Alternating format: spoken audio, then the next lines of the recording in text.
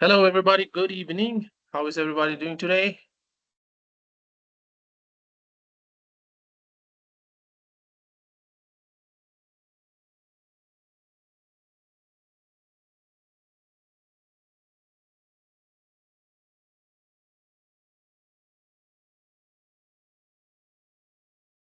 All right. So before we start today's session, I would like to request all of you to switch on your video feed. Um, if you could do that, that would be awesome.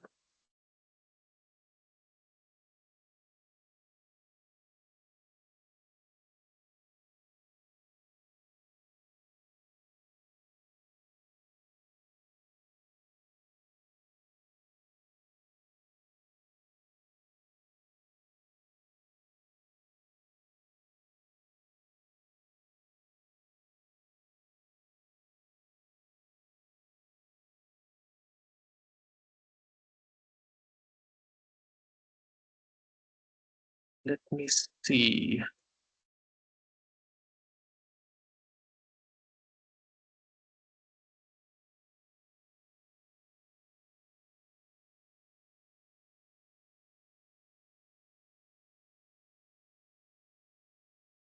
All right, well, We should be having CEO and founder of Dlytica, Mr. Ashish Parajuli, joining us. Uh,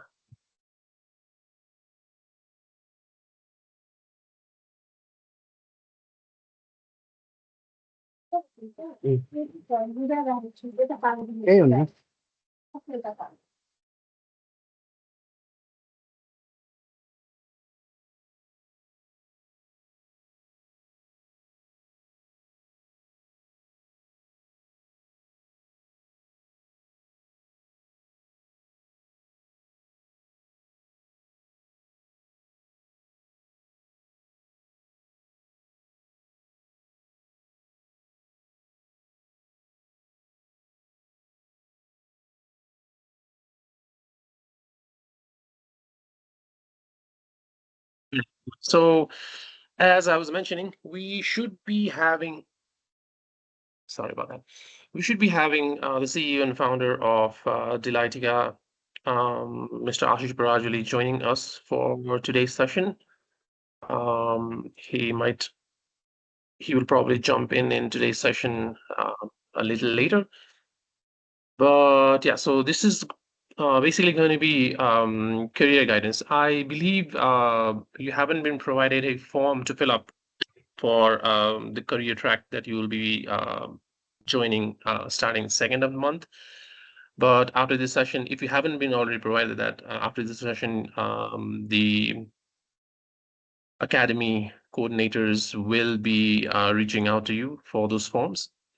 So before I talk a little bit about the things that I want to talk about, I want to ask just a show of hands. How many of you have already picked or decided upon a career, the track that you want to follow starting the second month, the advanced courses?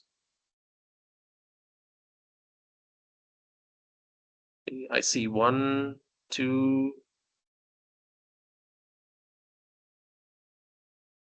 three, four, five, six. Okay.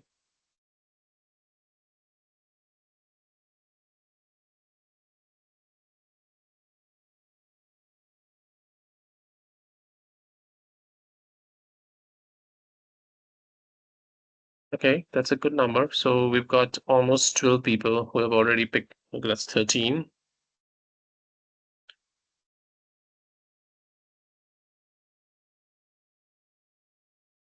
Okay, so that's 13 in total. We still have, I think, about 20 more people, um, in excess of 20 people, actually.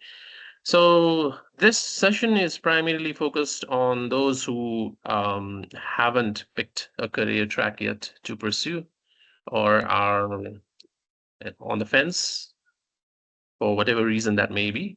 And we're hoping this particular session is going to help you pick the career track that you want to pursue for the advanced classes that will begin in the second of the month.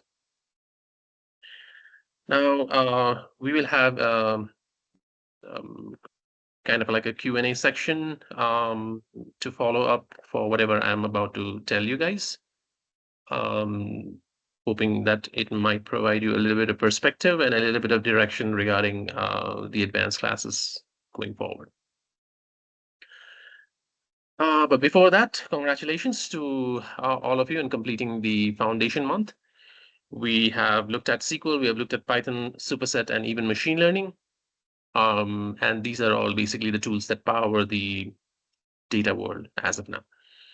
But now it's the time to specialize, right?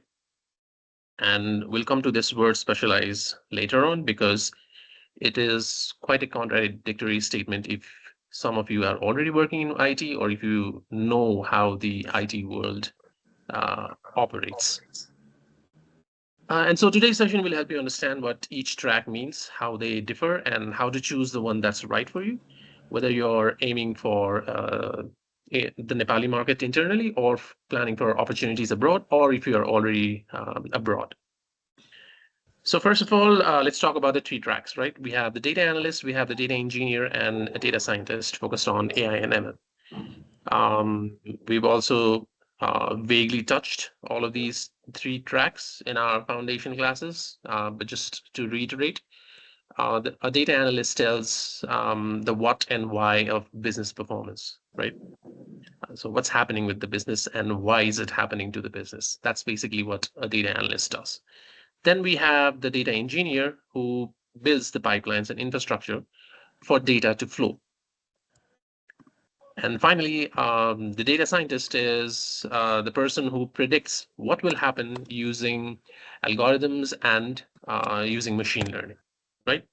So a simple way to define all of these three would be the data analyst is basically the storyteller. They look at the data and they're able to tell stories out of those data. The data engineer is basically the builder who is supposed to, whose job is to build everything in the back. And finally, the data scientist is the researcher. They don't, um, they're not there sitting and waiting for problems to solve. They're more like proactive uh, problem finders, as well as the person who brings solutions to the table. So they can look at the data and then figure out what went wrong in the past, what's happening right now, what's going wrong in the present, and they can even predict what might go wrong in the future, or what might go right in the future as well, not just wrong. Let's talk a little bit more deeper about these three tracks. So a data analyst will basically go through the data to help businesses make decisions, right? They work heavily with SQL, Excel, and some of the some of the BI visualization tools like Superset, Power BI, Tableau, etc. And they majorly create reports, dashboards, and visualizations. And through that, they are able to analyze trends, user behavior, and or sales performance, and so on.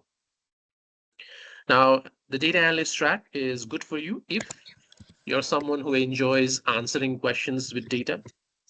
You like making dashboards or charts, right?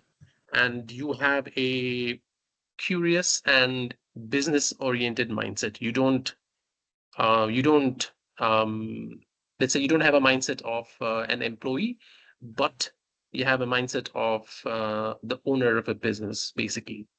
Um, that's what a data analyst, and if you have that, that's basically a good fit for you. A data analyst track would be good for you. Now, we also have to talk about comparison of markets in Nepal and outside of Nepal, right? In Nepal, as a data analyst, there's a good bunch of demand when it comes to startups, when it comes to fintech, when it comes to banks and organizations as such. Outside of that, the demand within Nepal for a data analyst is isn't limited, but it's kind of distorted in a way that we don't actually ask for a data analyst. We ask for something like, so an example would be, we recently hired in my company a Power BI developer. We needed someone who specializes in creating reports in Power BI, not because our company works um, exclusively with Power BI. We work with a slew of BI visualization tools, but the requirement was for a particular client who had their reports in Power BI, or should I say, who wanted to create those reports in Power BI. So that kind of distortion might be there. They might not actually look to hire for a data analyst, but they might look to hire someone who specializes in a particular BI tool. So another example is, there was a company in Australia, and I kind of did like a freelance work for them for about 3 months, and they wanted someone who could create their dashboards and reports in Superset, Apache Superset. So they were not looking for a data analyst, they were looking for a BI developer who is good with Superset, Apache Superset. So that sort of things happens. Now, thinking of globally, If you're thinking of globally, many remote-friendly entry-level roles are available for data analysts. And yes, when you are looking for jobs in globally, you will get a mix of opportunities. So they are looking for data analysts also. They're looking for BI developer who specializes in a certain BI tool, and so on and so forth. So that's the data analyst. Let's talk about data engineer. A data engineer, like we said, builds the infrastructure behind the scenes, right? They are responsible for creating ETL pipelines, setting up databases. They work with APIs. They work with Docker. They work with cloud orchestration tools, modeling tools. They work with Apache Spark. They work with Apache Airflow, and so on. And they are pretty much responsible for making sure that the data in the system is clean, it's accessible, and is flowing properly to where it's supposed to go. So then, how would you know if if data engineering is good for you? Well, there are a few things that you can think about. First of all, you are someone who enjoys coding, and I say that with a pinch of salt because let's face it, nobody enjoys coding, right? Not even I enjoy coding. But that doesn't mean that you have to hate coding. It's just that when I say you are someone who enjoys coding, I'm basically saying you enjoy problem solving, like there is a problem in the system, or there is a problem, a client is having some problem, and you are like, oh, I can do this, I can solve this using Python or maybe another programming tool.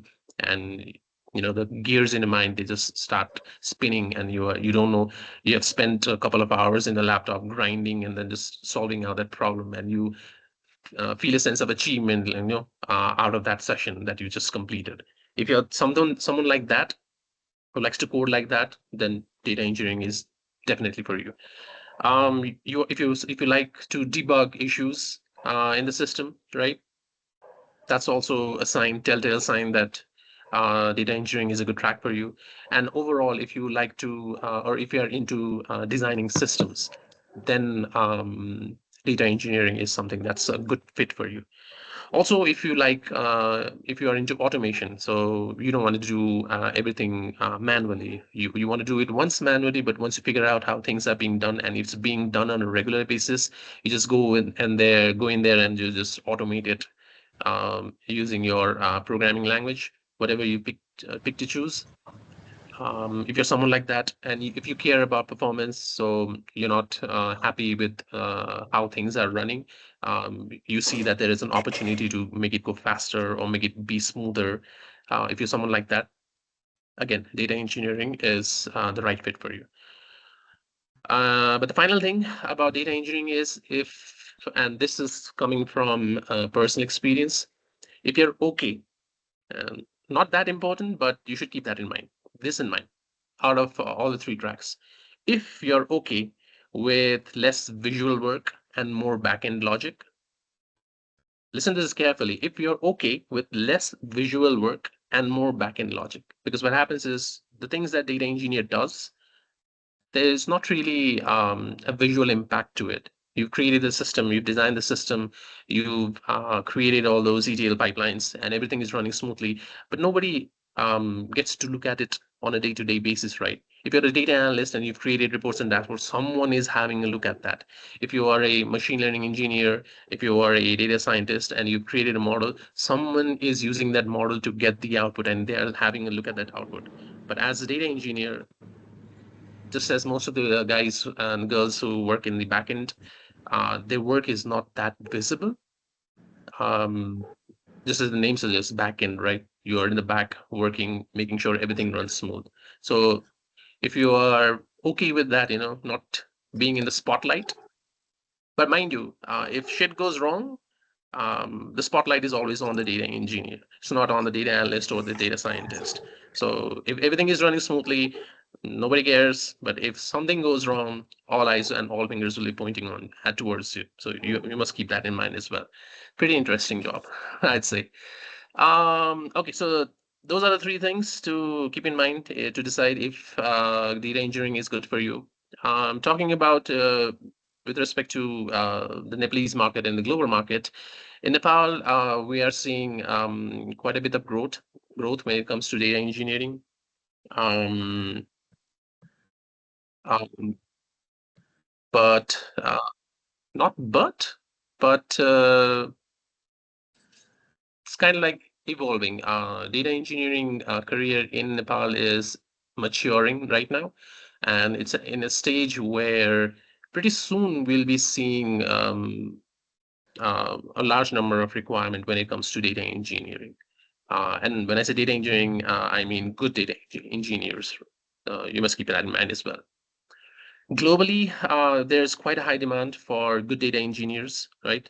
And the interviews for data engineering globally, even in Nepal, is the most brutal out of the three of them. Uh, and well, it pays well as well. We must keep that in mind as well. And finally, is the data scientist. Um, A data scientist, as we talked about, they're responsible for building models to forecast or make or help make intelligent decisions, right? They are people who work with or use statistics, probability and statistics, machine learning algorithms. They work with Python, they work with notebooks, Jupyter notebooks, and tools like TensorFlow, scikit-learn, and so on. And some of the things that they work on are recommendation engines, right? So kind of like when you open Netflix, they recommend you the shows and the movies that you might prefer based on your watch history, right? So that's basically running on top of a recommendation engine.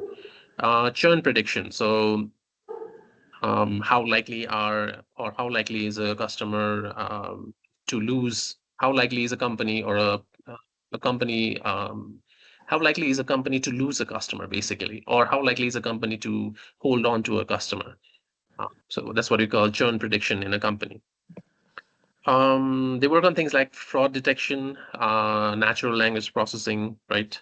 They work on transformers, and a lot more. There's quite a bit of branches when it comes to working as a data scientist. So then, how do you decide, or how do you know if you're a good fit for data science? Well, you um, it gets a little bit technical when it comes to data science. So here's the thing: you have to have a kind of like a fling or a love with math, probability, and you like playing around with algorithms, basically, right? That's kind of like a number one requirement. Not to learn, but to be good at it. Keep in mind the things that I'm saying. These are not the things that are gonna, you know, impede if you are not good at it uh, for the learning track. As you learn, you will get to explore quite a lot and learn quite a lot. But to be good at it, these are the things you must have, or you already have maybe. So that is what we are talking about right now. So you are someone who loves math, probability and statistics, some linear algebra, and inherently you like tinkering with, playing around with the algorithms, right? Another thing is if you are comfortable with experimentation and uncertainty. Most of the times, what happens is, so compared to data engineering and data analyst, most of the work that data scientists do, it never comes to fruition. Even to this date, not a lot of end products that comes out of data science gets to see the light of the day. Um, and it's quite brutal to be honest, because it's not that you have done uh, you haven't done a good job for it. It's just that by the time you are done with your end product, the dynamics have changed, maybe from the customer side, or maybe from the requirement side, or maybe there's no more demand for what you are building as a data scientist. So because of that, and there are a lot of other issues revolving, basically companies, they need to earn money, right? So whatever you're building needs to be able to generate revenue. So as a data scientist, if you're building something that is not about to generate revenue, it's not going to be in the interest of the company to pursue that product anymore. And as a data scientist, you will face that quite a lot, quite a lot. And finally, if you enjoy a research style work, um, you're more about you do quite a lot of development work, but it's more intended for all purposes toward research rather than implementation, basically. But you also have a technical edge. So you're not just someone who is copy pasting and doing the same thing again and again, but you see the problem and you tackle the problem with a technical mindset, and you like invest quite a lot of time and effort into creating the right models according to what you know. Okay, so that was basically a little bit about those 3 tracks and how to know if you're good at it. But if you're unsure where you belong, then you can just go back to the foundation classes that we did and just ask yourself, did you enjoy the SQL classes and dashboards, creating dashboards more? Did you enjoy those 2 particular sessions? Then you can choose the analyst track.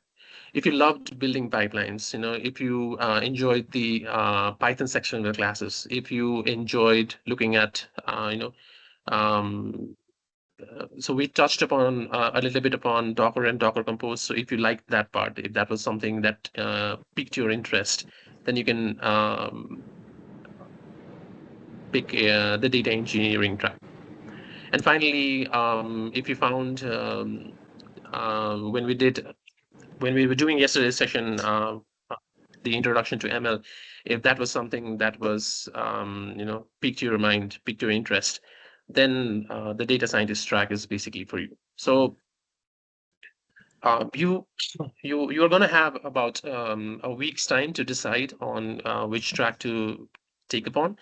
So you have quite a bit of time to decide upon that. So in the meantime, what I want all of you to do, those who have not decided upon a track, is to just ask yourself, so what did you enjoy doing without getting bored? So which of the sessions that we have done so far, you didn't find yourself lost and you were like laser focused, and even though you might not have understood everything, but whatever was being delivered by me to all of you guys, you found it interesting and you were hooked onto it. Ask yourself that. And secondly, um,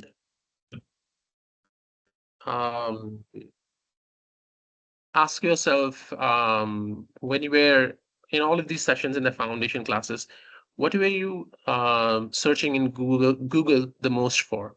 Were you searching in Google most about Python, about SQL, about machine learning, about creating dashboards and all of that? That also shows your inclination towards what is it that you might be a good fit for. And finally, this is for basically for all of them. So ask yourself, what are you good at? What are your strong points? So are you good at storytelling, right? If you're a good storyteller, if you are a good communicator, you can create stories out of the data and convey the message that you're trying to give to the audience or the stakeholders or the client. Then basically that's what a good data analyst does. Um, are you good at coding systems? So if you're good at coding systems, that's what a data engineer does. And if you are, good at solving math-heavy puzzles, right?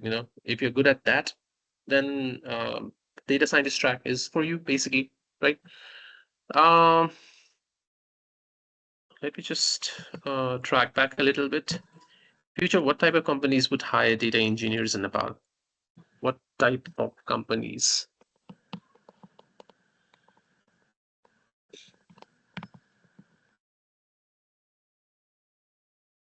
I don't think this is going to change for quite some time. There are two types of companies basically that, well, I'd say three types of company that hire in Nepal. Um, on the top level, I would say two types of companies. So we have companies, we have Nepali companies here, right? So you have your eSeva, not eSeva, you have so F1 Soft, um, you have got PhonePe and all of these Nepali tech companies that have their products in Nepal as well as maybe they are working outside. I know some of the companies they are working with clients outside of Nepal as well. So these are companies and they have got a lot of data with them to work with, and they do hire data engineers. Then we have the outsourcing companies, and they fall into two categories. So the first category is those who sell services, right? So they are not selling, they're not making products or selling their products, they're just selling services. So um, data engineers are hired for them quite a lot. And the other is those who make products and those who build products. They could be it could be a product built in Nepal and being sold outside, or it could be a product that was originally built and sold in global market, but they had their company or they had their work outsourced to Nepal. So those companies, they also hire data engineers. What about the data science market? Oh, I think I missed that, right? So let's go back, track back a bit and talk about the data science market. So in Nepal, I would say it is growing, but it is quite limited. You would mostly see data scientists being hired in Nepali market in startups, in fintech, and also in edtech. These are basically the companies, the category of companies that are hiring in Nepal right now. And globally, if you're looking for globally, the data scientist market globally is quite competitive, is very competitive. You need to have quite a strong portfolio, and sometimes, not always, sometimes you ought to have a master's degree as well. Uh, that's how competitive it is because like AI and ML, it's like uh, the buzzword in the market right now. Like, so every company, every tech company, even non-tech companies, they want to have some kind of flavor of AI and ML into their website, maybe into their product, maybe into their services, maybe, and they're just jumping into that bandwagon. And so there's quite a lot of requirement, but again, it's very competitive. You need to stand out amongst the crowd because like we have like I mean I don't know if um, you've been following the news. So I think it was last year that the Chinese government is has basically given a mandate that students from primary schools are supposed to learn about AI and ML. Now imagine that. What would happen to those kids in about, let's say, 10, 15 years when they come out with come out with a high school degree? They would probably have more information and more knowledge and be better at AI and ML than someone who has just learned AI and ML for a couple of months watching a YouTube video. It's very competitive, just so as to say. Um, just another example is the DeepSeek, right? The Chinese group of developers that created DeepSeek. That's also a marker of how competitive it is. You know, a multi-billion-dollar company like ChatGPT being um, facing a competition like with a company like DeepSeek, who runs in a fraction amount of budget. So that's how the data science market is in Nepal and outside of Nepal. As a freelancer, how hard or easy is it to get some projects related to data engineer? Um,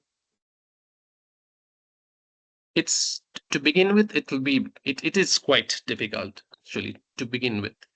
Um, you need to have a good portfolio. You need to have quite a good network because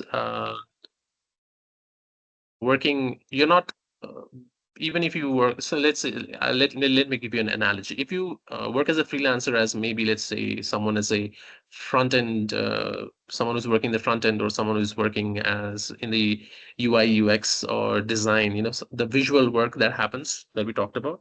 If you're working on a freelance like that, it's easy to get into that market. Relatively, I'm not saying that it's easy, meaning that, oh, you're gonna jump into Upwork today and you're gonna get flooded with jobs. I'm not saying that. But compared to, let's say, something like data engineering, it's quite easy because your work is visual. The clients get to see your work, and it gives them quite a good scale to see how your work stacks up against other competitors. As a data engineer, it gets quite technical. So not unless you have like a proven track record, you have a good portfolio, and of course your technical interviews, they go well. Can be difficult to land your first data engineering job as a freelancer. But yeah, once you do get a good gig and you do great work out of it, continuing that probably, I would say, would be easier than landing your first gig as a freelancer. In Nepal, what do data engineer or data science or analysts have specific role in fintech here in Nepal, since most are related to payment services? Uh, so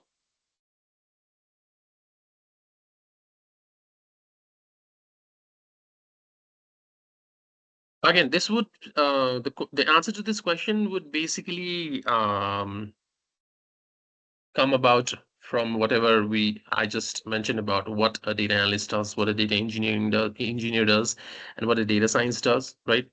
So, as a data analyst, let's look at what would a data analyst do in a company which is in fintech, right? So you have to do a lot of transaction analytics, right? So you have to look at the user behavior. You want to look at how much people are spending and how are they spending, what are they spending on, you know. They want to have a look at the revenue metrics, how much money is each transaction or the volume of transaction is bringing into the company.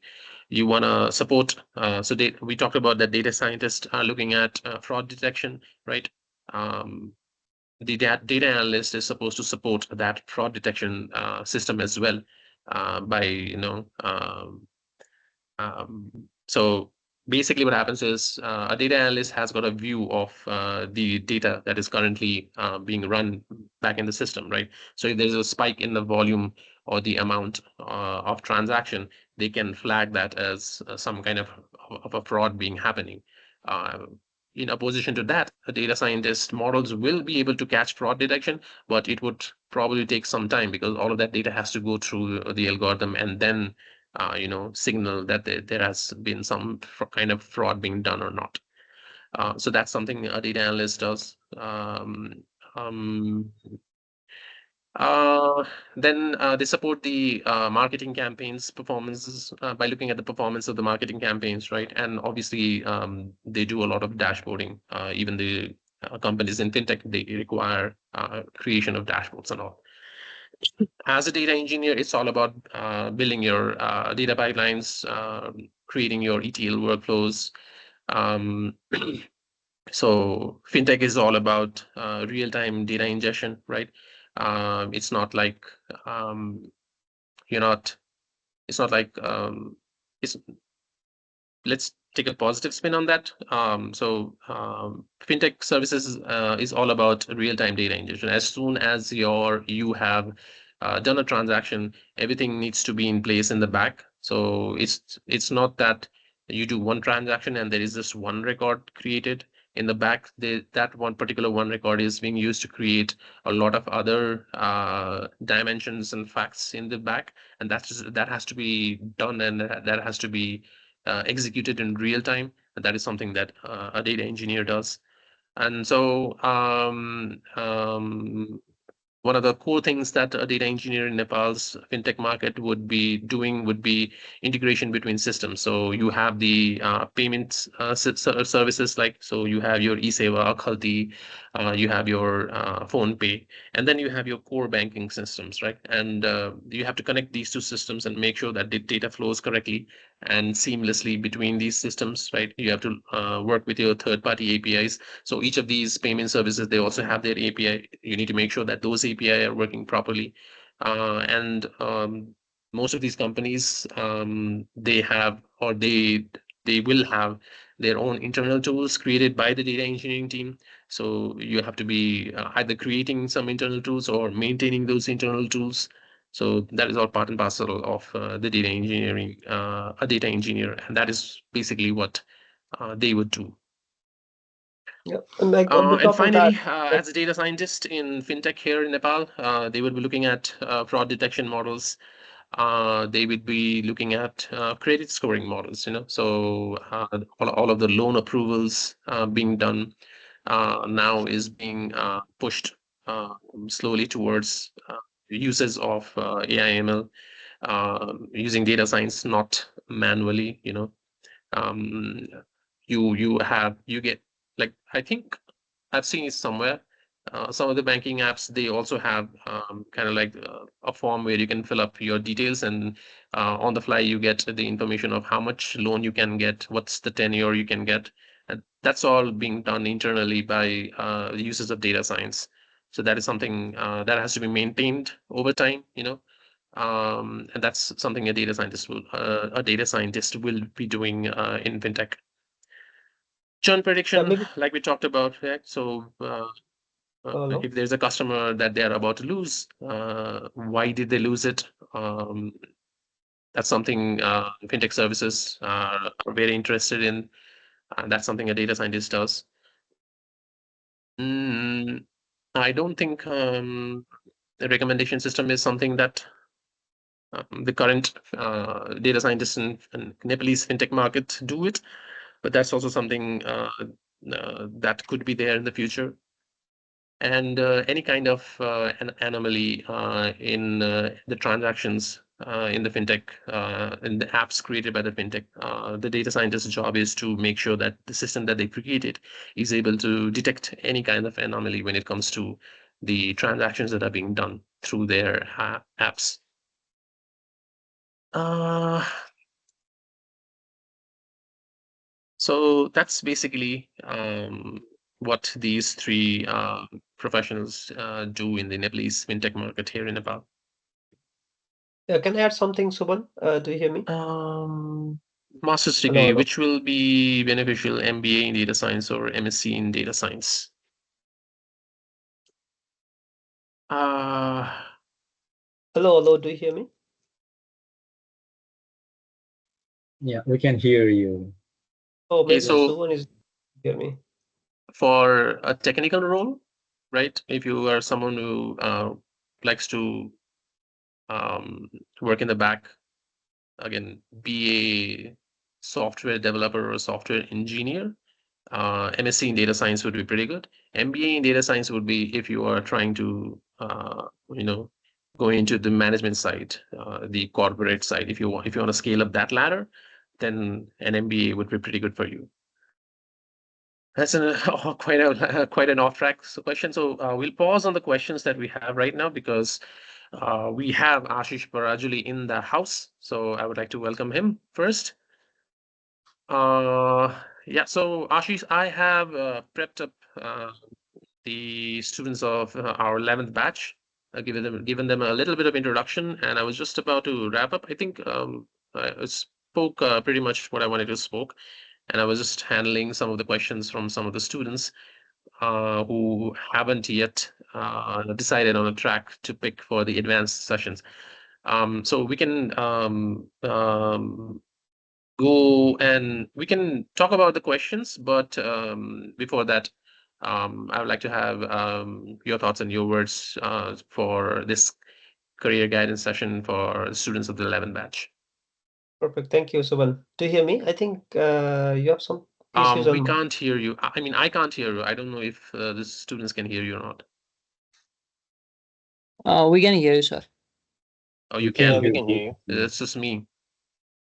Can you check Yeah. the sound? Yeah, I think I tried to hijack your few words earlier, but I was not able to. Maybe. This is quite Hello, hello, strange. hello.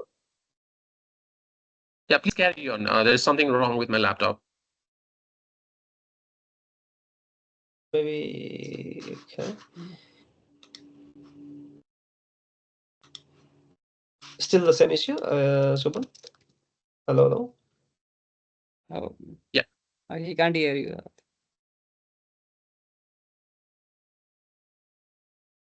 I can hear you now. Okay. Oh, it's good, huh? Hello, hello. Yeah, we can hear. Okay, perfect. Everybody can hear. Subhan, do you hear me?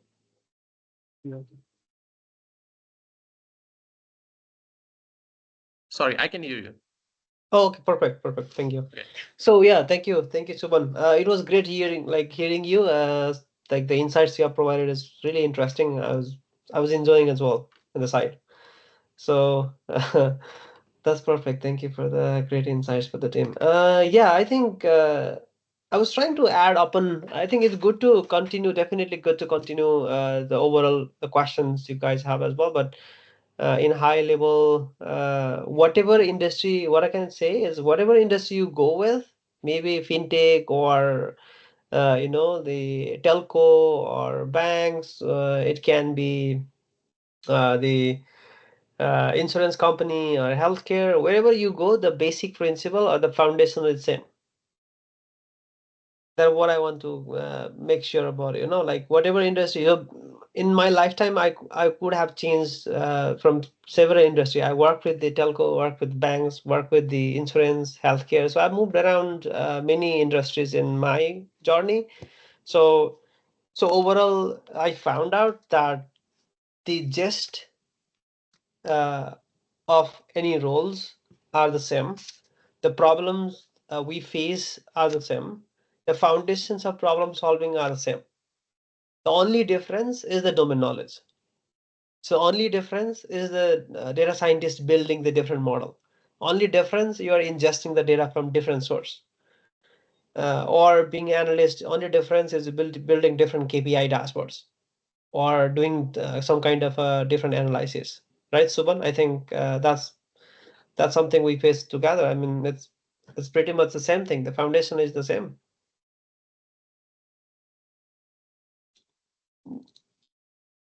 So in general, I think as Subhan mentioned in the I think fintech industry, like whatever he explained, it is valid for same to other industries. So I think that I also saw a few questions about the market in Nepal or market in global. It's very demanding right now. So everybody wants to have have data and AI systems ready in hand. Everybody wants to do AI. So ultimately, for the AI to be there, so AI is the combination of things, right? Like they must have to have a data platform ready, or data engineers should be there to build the data pipeline, so they can collect the data and kind of do prepare the data warehouse or lake house, and data scientists and analysts come on the top, and they do analysis and create the reports or dashboards, or do the presentations basically on the data, what's key insights they can find it. And also data scientists, they build machine learning or AI these days. Even like the agentic AI is even booming. Everybody wants to have agentic AI. So in general, what I'm talking about is it's all about like getting prep into the market. The market is so demanding right now. Don't worry about the job. So focus on the key skills. But it's good, definitely, maybe open up the job descriptions that market have shown into, maybe appear one or two interviews. It doesn't hurt appearing the interview. Apply the job. If you are selected, appear in interview, and have yourself at least triggered. Oh, okay, I should learn something new. Okay, I should learn. Okay, they ask me the questions, how can I cater that questions? Maybe you can challenge yourself in that way around. So even we have been opening like some vacancies internally as well. You guys can join in, or if you have someone, we're also like partnering with a few other organizations. Feel free to participate. in our pool, and as well as be ready to apply the market. So that's what I want to say. And again, reiterating at last, any industry you go, the foundation is same again. So being a data engineer, you need to build a data pipeline, scalable, fault tolerant. You should be able to investigate if something goes wrong in the pipeline, if the data was not available or data was not running well. You should be able to go back and investigate. So if I'm talking a little bit big for you guys, I think you are yet to go into like deep dive into those data science or engineering analytics yet. But in high level, which one to choose? I think you guys are on that track right now. So I think Subhan already have clarified the key details, but like going over one career doesn't hurt you. I mean there are a lot of overlapping scope between engineering, science, and analytics. So it's not something that are completely different, career at all. So they have more or less overlapping things, and there are few things only that are distinct in between data engineering. Or even, back in time, there used to have like kind of a web developer. I don't know if like you guys heard about it. Like if we talk about the synonymous to web development. So in web development, there is a full stack, there is a front end, there is a back end, there is a DBAs, there are things like that, right? There are so many roles associated. But if you see a fully stack developer, he or she is doing everything, like doing the front end, creating the front end, creating the back ends, creating the managing the database by himself or herself. So basically, it's like that. So it's like front end, back end, or DBA, or DevOps, or so this kind of like in web development, those things are those things are break down into the several components. It's like that in engineering or in AI scope. Data science is like or front end, kind of a front end for the data, right? Or data analysts are also kind of a front end, whereas data engineers usually work in the back end. So they usually call it the plumbers as well. So they are the plumbers of the data ecosystem. So they try to connect the dots together and make sure the data is or water is flowing enough from source, how fast we want very speed water to spray the jet, or we want the normal flow of water to do general works, or maybe depending on, right? So depending on the requirement. So I think to decide the career, I think the key criterias are, maybe you can start with something, but it's never something, if you go to one direction you will lose the track. No, it's not. So let's say you do the data engineering now, in future you can brush up yourself to data analytics, not a problem. If you do data analytics now, you can brush up yourself to engineering. If you do any engineering or analytics now, like, you can go to data science, or and back and forth, like it's kind of it's not something that you go completely out of track, but it's only the thing that what you enjoy now, it matters. So let's say so far, if you were enjoying the SQL queries, Python programming, kind of you were a little bit enjoying towards the programming kind of thing. So engineering or data science could be your choice. Let's say if you are enjoying the understanding the domain, let's say the data that we have provided, if you wanted to if you try to understand the domain knowledge of the data, or if you love storytelling, if you love to talk, like if you're a good storyteller, if you're a good communicator, then maybe analytics could be not too tech heavy. Analytics is not too tech heavy, uh, but it's more towards the data domain. So a little bit definitely you must be tech heavy. If you are a smart, like if you are an analyst with additional engineering skills, then company prefers you. So the market is kind of a it's very market is very pragmatic right now. Basically, if you know data science, if you are a data scientist with little bit of engineering background, you can build some pipelines. This startup company loves you because they don't want to hire separate data engineers, separate data scientists, separate data analysts, right? They would love to have you because you can ingest the data, process the data, build your own pipeline, deploy it yourself in the production. So you could be the go-to person for the organization. And in a long run, I can say, like, to be architect or data solution architect, or to be a data director, or maybe you want to be the CIO, things like that. It's good to have kind of a knowledge of all these three scopes. Um, let's say if you want to build the data architecture for the solution architecture, we usually have to know how analytics are using the system, how scientists are using the system, what kind of solution they want to build. We need to look for all the scope around. Then only you can build a better scalable solution architecture. So having said that, in the long run, you need all. But in journey, while you are starting, do one course, focused on one thing.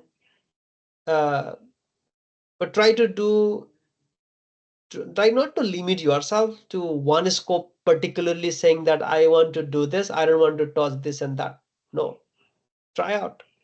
If you are going with the data analytics course, maybe prepare a small ETL pipeline by yourself. Maybe prepare a small regression model, maybe more small classification model by yourself, maybe deploy it, try to see it. That's interesting. You guys already have tried out something like Docker that Subhan started. Like we could give you simple data sets, easy to access, and just start writing SQL query in Python. But instead, we have trained you kind of a Docker, so you could get familiar with deploying some application by yourself. What if some startup hire you tomorrow? Uh, they want you to build a machine learning model, and they also want you to deploy that model, right? So in that case, you realize that that skill set was really helpful, right? So what if a company hire you as a data expert? Because right now market is just growing. So in data and AI, there are giants enterprise organizations. They already have adopted a well ecosystem for data and AI. There are very few, maybe 10 to 20%, 10% of the organizations like enterprises, they have data and AI ecosystem. They already have dedicated data scientists, data analytics, data engineering, MLOps, DevOps. There are several components they have placed into, or BAs, POs. There are several roles in some organizations. There are very limited organizations as such in the market, but there are more than 70% of the organization that they just have started, or even among them, some of them are very fresh. They are thinking of doing it. They have in the roadmap. Let's say more than 50% of the organizations, they are still thinking. They want to do something. So they want you guys to help them. So in that case, but they don't have because they don't have much of a budget yet, because they don't know whether or not AI will help them. But they just have heard the news that, okay, AI is something crazy, we must adapt it, we must do it. So everybody is running behind the noise. But yes, it helps. That's why every organizations may want to do it, but they don't have much budget allocated at the moment. So maybe they want to hire one person at the company, or 2% of the company at the beginning. So um, so try to have kind of a diverse skill set knowledge at the moment, but don't jumble up. That's why we are trying to focus you on a specific area right now, engineering or analytics or science. So you'll be focused enough to prep yourself to get ready into the market. So let's say if you jumble up and if you are jack in all, but you are not master in any one of the component, then you will not be hired, or you will fail the interview because you know everything, but in a just level. But if you go in a deep dive, you know nothing. So we have faced we do a lot of interviews. We did a lot of interviews, or we're still doing it, and we found out that the fresh graduates or those who are saying that they got the knowledge from training centers or they got the knowledge from the companies like us, like uh, we want you guys to make sure that um, you know the depth. You try to ask questions. You have like internship assistant available. You have the instructors. We have great experience working. Like try to do as much as possible at the moment. That is what I suggest. So basically, so to be one or two key person for a company to start with, you need to know a lot of things, but focus on one engineering or science or analytics. So it doesn't matter where you go. But if you are kind of a little bit of a you enjoyed installing the Docker, maybe you solved the problem or Docker by yourself. Maybe that is also one of the signal for you to become data engineer, guys.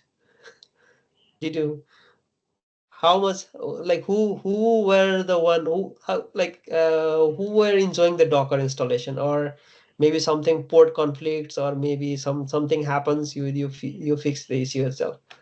Can you guys raise your hand? I want to see who were enjoying the Docker.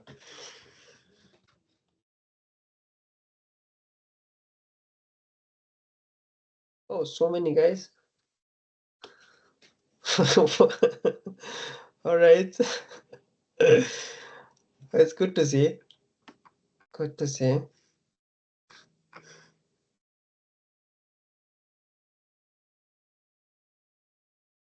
Mm-hmm. Almost 13 people, 14 people, 15 people.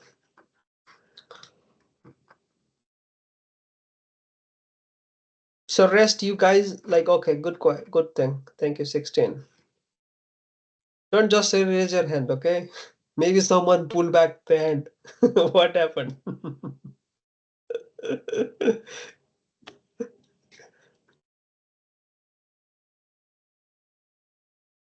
Okay, 14. Okay, great. So we have around 14, 15 people, those who enjoyed the Docker.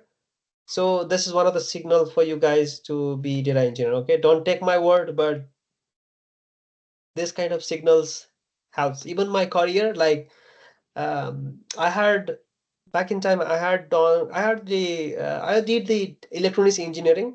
I was not from the computer science background. Uh, but in my journey, C was very challenging for me. I didn't like C at all. I didn't enjoy like, or I mean, the way teacher teaching me, the teacher was like, the teacher have never used the laptop throughout his engineering. That is what he said. He passed the bachelor's without the laptop. And while teaching my class, he was just coming up with one of the book and just writing in the whiteboard. We was writing the code in the whiteboard. Now imagine the situation what we had. And we used to go to the lab and do kind of something, but it was not, I was not enjoying at all. Was even C++, when I go to C++, kind of a little bit started enjoying because kind of it was making sense. It was giving a little bit sense, but still I was not enjoying.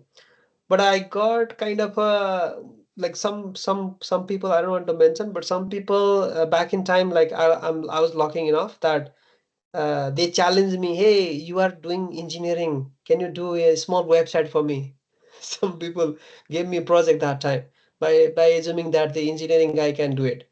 So they provide me a website. Okay, I took a challenge and I said yes, I can do it. You know, like I didn't like I thought about what if I fail, but I didn't care. I took a decision. Okay, I'll take a project. And I have my friend who was a good at coding, and I tried to pair up with him and do things to make the project successful because side by side I was learning with them. But I took a challenge to learn something. So while when I started the HTML CSS, then I see something presented, then that was the time. Oh, that was the aha moment for me. Oh man, like if I do something, if I write a code, I can see it's a visual, it's changing. It's I mean, it's something seen, right? So that was the time when I see, okay, it's interesting. And slowly I brushed up the HTML, CSS, and JavaScript, and like Now I realize why programming is required. I was writing the HTML and CSS, but to make something more dynamic, I wanted like JavaScript. So slowly I ramp up myself. Okay, I need the programming. That's why I need the programming. And I started connecting the dots to the C++. And C++ started like getting interest of topic for me because I wanted to enhance my code on the side by like the JavaScript code. So kind of object-oriented concept started triggering me, the importance of object-oriented programming and importance of the optimization because site was so slow. The initial website was so slow that we wanted to optimize. And so slowly things started getting towards me. So that was my journey of the programming and engineering. But when I go to the, let's say, fourth year, we had the option. So I was maybe 1 or 2% that from electronics background, I went to the elective. I took the elective of big data that time. So during the big data time, we had no cloud, guys. We had no cloud options. We have not these days like easy. You go to web like Azure or AWS and you can create the trial account and you can create the VMs and do things like no, it was not easy that time. So what we did, we had to install Hadoop, but Hadoop was so heavy. And Hadoop, we installed the Hadoop in our own laptop. And one of my friend and me, we had created a cluster of the Hadoop. Basically, that friend had one worker. My laptop was a master, or his laptop was a master. My work. Basically, we tried to create a cluster, so we distributed our task to the machines. So we started that journey. So basically, um, um, we set up like basically try to challenge yourself. Sometimes you have to challenge a little bit out of boundary rather like just being focused on what content we deliver to you. You have to go a little bit out of the box. So our teacher had given us kind of a package, a Hadoop package to install in our laptop, but we did go a little bit out of boundary and we did apply 2 laptops and 3 laptops and create our own cluster. So so we have to go a little bit out of boundary. So basically that was my triggering point for like for the data and data things and AI things. Basically the now agentic whatever the booming right now, you have to try to capture it. So if you try to speed up capturing it, like you will get into the trend of it, right? For example, right now agentic this old is right now agentic world right now. I don't know, you guys have been seeing the momentum in last 2 years. So much thing happened, man. Like in last 10, we haven't seen that much of a changes in last 10 years. That much changes happened in last 2 years.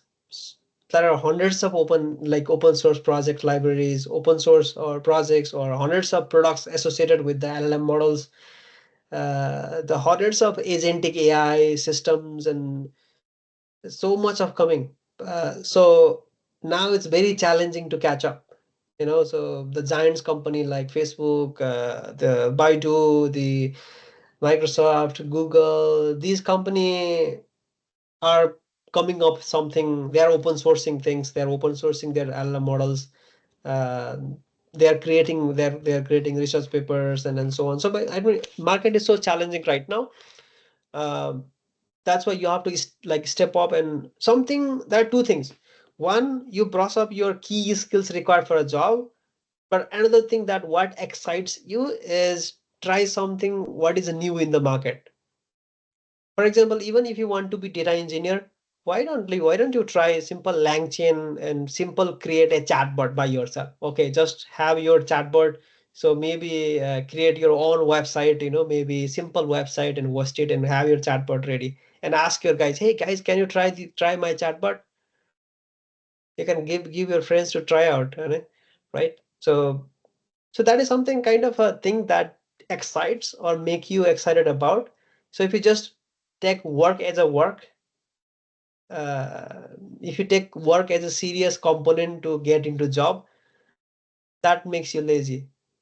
Rather you feel okay, I'll sleep and wake up. I think I think things will be sorted. You sleep, you wake up, time flies already. So then another day start. You again think that, I mean, your mind becomes heavy. Okay, I'll sleep today, I'll go to friends and meet, and maybe I'll start tomorrow. Again, same thing happens. So maybe try something today. Uh, Like try something interesting. Try to share it to your friends. Maybe even something excitingly, go to some boot camps or workshops or hackathons, or even in the class, come up with something interesting. Don't get afraid yourself to be exposed, that people may feel you know nothing, but you know something. Sometime if you ask a question, it's not just good for you, it's good for everyone. Everybody get chance to learn from you. And don't think like I may only the person to know nothing. Maybe you ask question today, maybe you feel embarrassed, you ask another question tomorrow, you may feel a little bit less embarrassed, and third day, fourth day, you'll be the top person in that room, trust me. So that's the thing. So okay, so let's go back to our selection. So that's interesting. We have like around 14 people, they were interested in kind of a Docker. How about the Python? How many people uh, you enjoyed Python? And not just that, you go out of the box and try out something, try to create your own simple Python applications, or maybe simple something. Have you tried something out of the box in Python? You enjoyed Python plus you tried something else other than we mentioned you in the class. Again, same number, almost 14 people. Okay. By the way, okay, guys, pull up your hand back. I want to ask one more question. Thank you. So, how many people have tried small machine learning model? Maybe a chatbot, or maybe regression models, or anything, any machine learning models yet? Who have tried? Or maybe your major project or minor project in colleges, or maybe some kind of a hackathon, or wherever you are. Okay. This is a good indication to become a data scientist. Okay. Okay, almost there are 18 people. It's interesting to see that many people have tried machine learning things. Okay.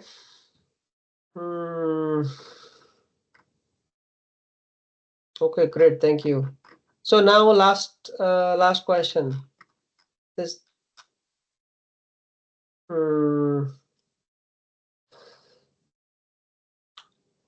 like in the data analytics person, who has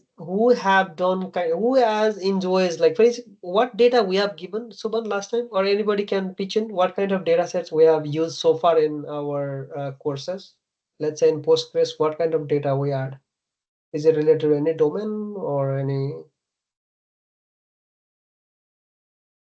What kind of data we had during the classes? Sales data. Okay.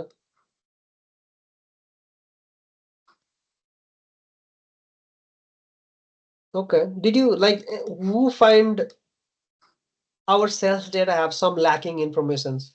What it could be like, who felt that our sales data should have more informations, like because sales have more information associated to a business. Who felt that we could have more informations added, like customer profiles, or maybe some kind of you know product informations, the domain knowledge, like domain specific products. What else could be?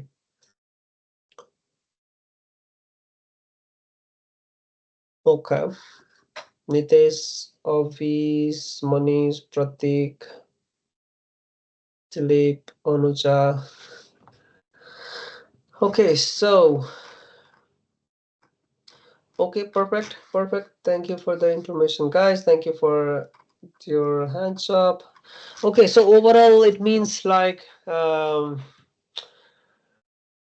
it means it's good that you guys can go with engineering or science if you enjoy installing the tools, if you enjoyed installing the Dockers, if you are enjoying the kind of a programmatic action, then if you are more enjoying into the programmatic thing, but it doesn't mean data analytics doesn't need programming. Data analytics, if you have programming skills, then you are a good data analyst. Again, I'm saying.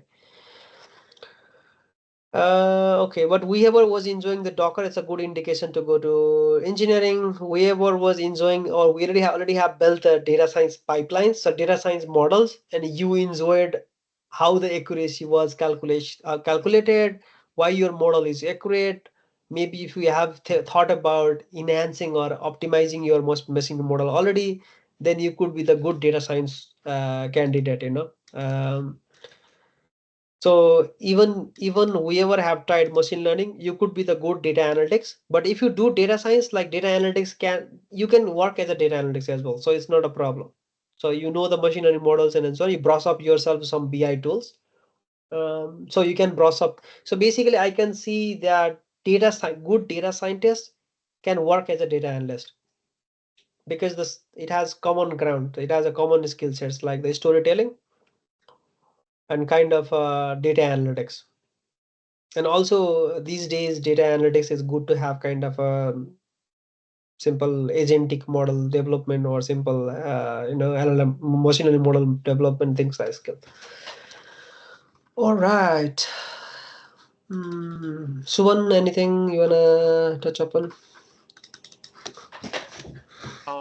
I would pretty much like to touch base on what you already mentioned. So I don't know if it is already if all the students were able to grasp what you were trying to say. So I will give an example of my personal career progression and the idea that out of all the IT domains, the roles in data domains are quite malleable, meaning that you're not always a data analyst, you're not always a data engineer, and you're not always a data scientist. And I'll start my story with how I began my career. So I have been working for more than 15 years now, and I have not predominantly, I've always been from the quite beginning of my professional career in the data domain itself. And started as a database programmer. You will not hear that position nowadays. It's I wouldn't say it's extinct, but it has evolved. And so I was a database programmer, and I was primarily working with SQL my entire day. And suddenly there was a requirement that we were creating our reports on Excel. Now the company wanted us to create our reports on, guess what? Power BI. And so we had to learn Power BI. So now I was working as a database programmer and a data analyst. Got back after a few years.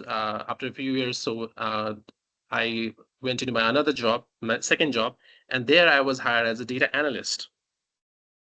And there what happened was there was a requirement. So we had a website for a client where they would log in, and they wanted their Tableau reports in there.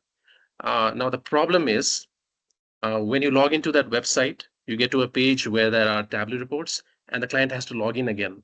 How frustrating that would be for a client to log in using the same credentials twice just to see one report.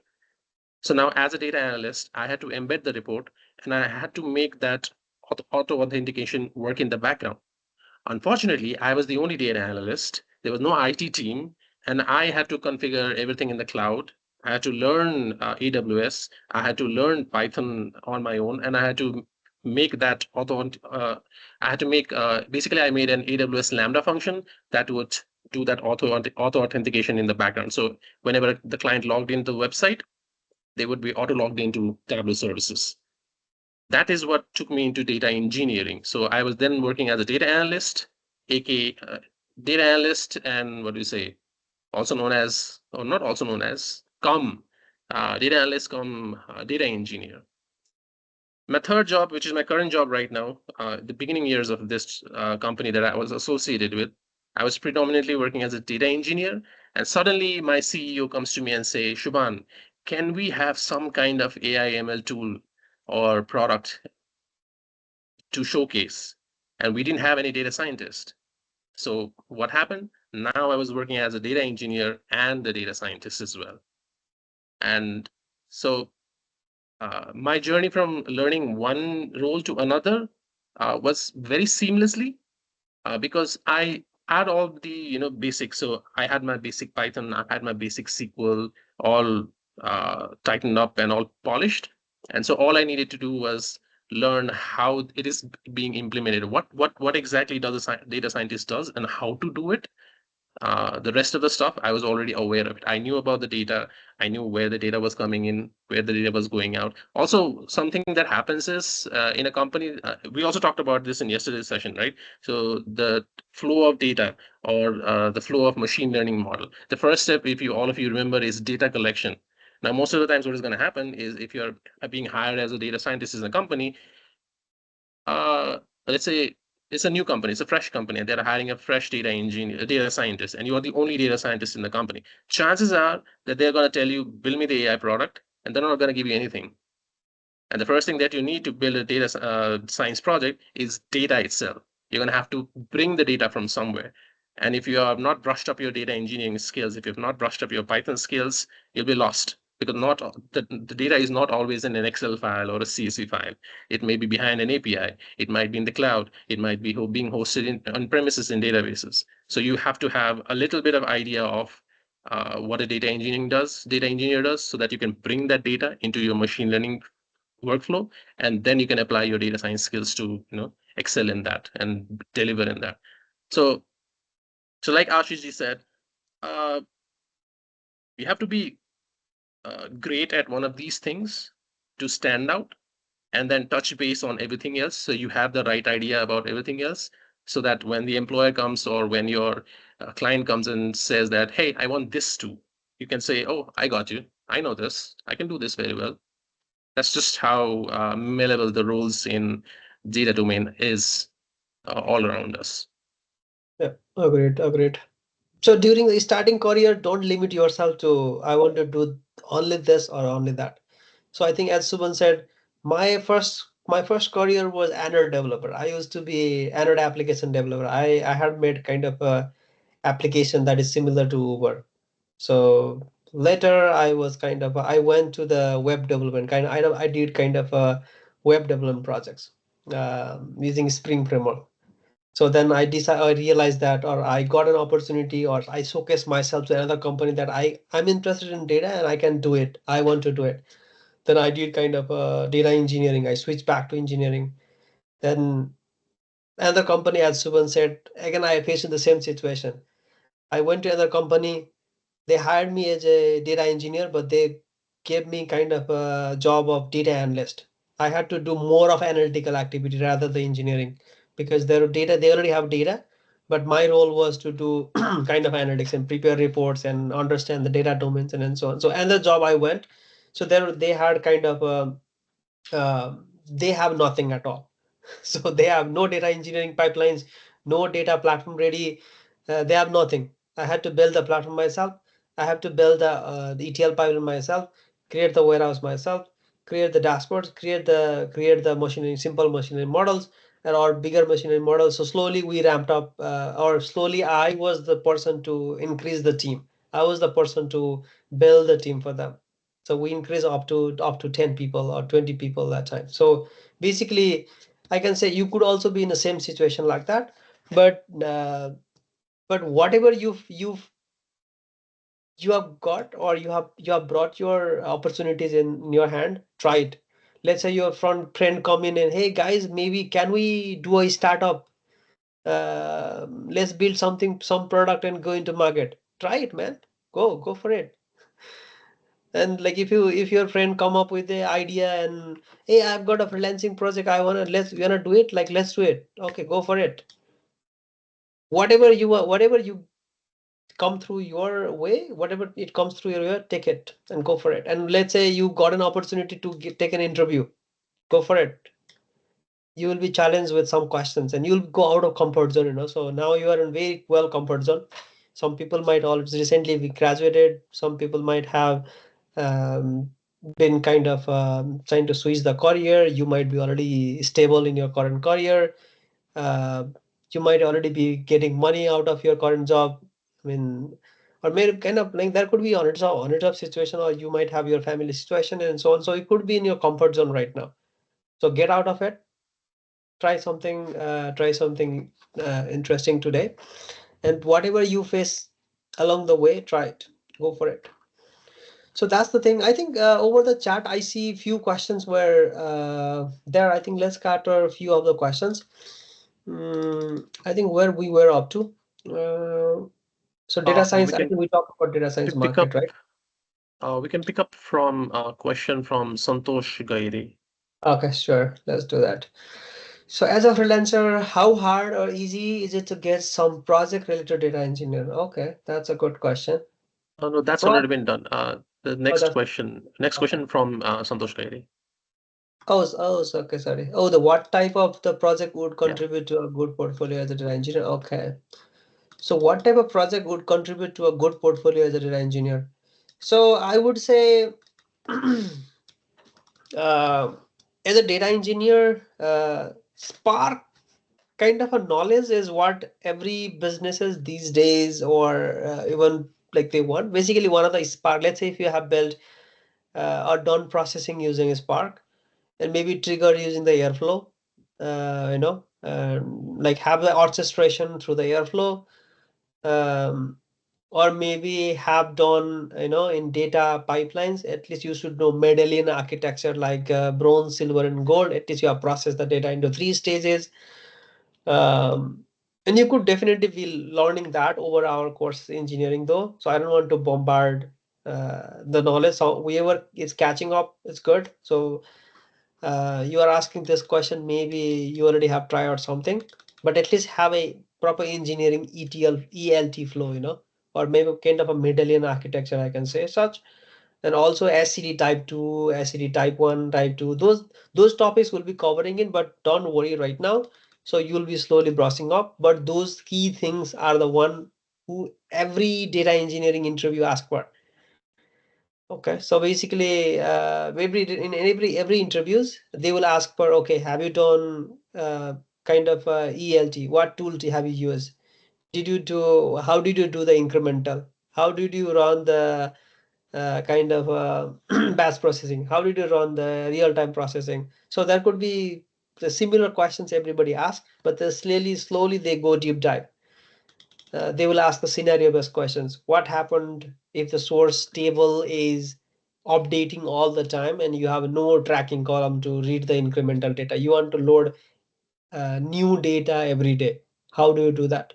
So that could be kind of a challenging questions like that. So maybe some people it's completely new topic for you, but some people maybe if you have tried some pipeline, it's good. But so that kind of project, but no worries about it now. So at least it's good to have a project and put into the GitHub, but over the course you will get into that. Okay. So in this course, will it be learning about the cloud computing services or not? If yes, which tool? If not, what would you recommend? And any tips, relationship between cloud tool and services, solid resources to learn the cloud. Okay. So basically, we in this course, we will be mostly focusing on the foundation rather than the cloud tools and services. Cloud tools and services are definitely part of the if you know the foundation, those cloud tools are actually the concept. Actually, it's the same concept. So you just can brush up yourself. It's very we can easily maybe in the end of the session we could try to give you some kind of a how you can use some kind of a tools. Maybe we can give analogous to the tools. But if you know uh, the foundation, ultimately, even though let's say if you just go directly to a cloud knowledge, if you do AWS certification and you apply for data engineering job, you know nothing about how to create the pipeline, how to do ETL, how to do orchestration, how to do things like that, you will be failed. I mean, organization don't want you because you know nothing about the pipeline. What you know is just the tools. You can use the tools. So tools is not only the, I mean, cloud is not only the thing, but cloud is something you can even brush up. So have your foundation ready. First, know how to build data pipelines. First, how to know build data science models, how to do the data analytics, basically, or how to and being data analyst, you should be smart enough in SQL again. Okay. So if you are smart enough in SQL, maybe try out something, create an interesting analytics and such. So basically, If you do so, so whatever tool we are using, let's say we are using Superset. So if you go to cloud, maybe companies are using Power BI. Okay, there is just maybe some companies are using Tableau. It doesn't matter. You know what chart is. You know how to create a dashboard. You know how to create a report. Let's say you know SQL. You have been doing SQL. You know how to create SQL. So basically, being data analyst, being data engineer. Let's say will be teaching you the ETL pipelines using the Spark, ETL pipeline using Airflow and DBT, and those kind of tools will be there. So if you know these tools, if you can process the data and do the ETL and things like that, and deploy using Docker and kind of things. So overall, the same concept is applied to the cloud. Even if you go to the cloud, maybe even some cloud like AWS, I'll give you synonyms. So in cloud, if you learn Airflow, for example, in AWS cloud, they have a managed Airflow service. Okay. So if you go to Google Cloud, they also have managed Airflow service. Maybe I don't know, it's making sense for you guys, but what I'm talking about is there is a tool. If you are learning some tools, there is a synonymous tools in the cloud. If you are learning, if you'll be learning Spark, basically kind of a wrapper on the Python you are writing right now. So if you go to cloud, it has a similar synonymous glue AWS glue-like services and so on. So it's more of an analogy rather a foundation. So first build the foundation, so everything will come on top. So maybe in the end will help you quickly guide you where you can start the cloud thing. But maybe we may think of having other sessions in future about the clouds as well. But for today's era, it's good to have foundation knowledge and also good to have a cloud knowledge. Right now, many companies are shifting towards the cloud, but eventually foundation is important. If you don't have foundation, if you just know the cloud tool, it doesn't make sense. Okay. First build the foundation. Cloud are the wrapper. Cloud are your selling points. Okay. That's what I want to say.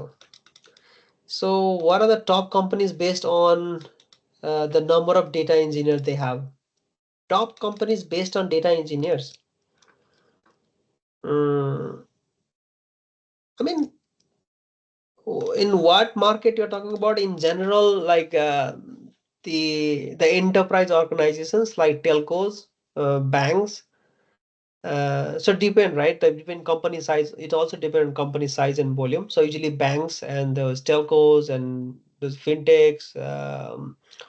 Or even in Nepal, let's say in Nepal or India or these countries, or in Canada, let's say, or US, basically where we're doing consulting services um, in data and AI, or banks and telcos and enterprise like organizations where where they can afford, they have many data engineers. Or they are doing consulting for other businesses, or consulting for other organizations, then they have engineers for sure. So basically it depend company by company, but usually organizations have more data engineers. If you see in AI team, there could be in out of 10, there could be 5 data engineers, maybe 2 or 3 data scientists, and 1 or 2 data analysts, or it depends. So usually that happens, but it depends with some kind of a very like data um, if they don't have most of our data to bring in from different source, they don't have most of our data processing to be needed. Maybe they have 1 or 2 data engineers and like 5 6 data analysts or data scientists, so it depends where they are focused on.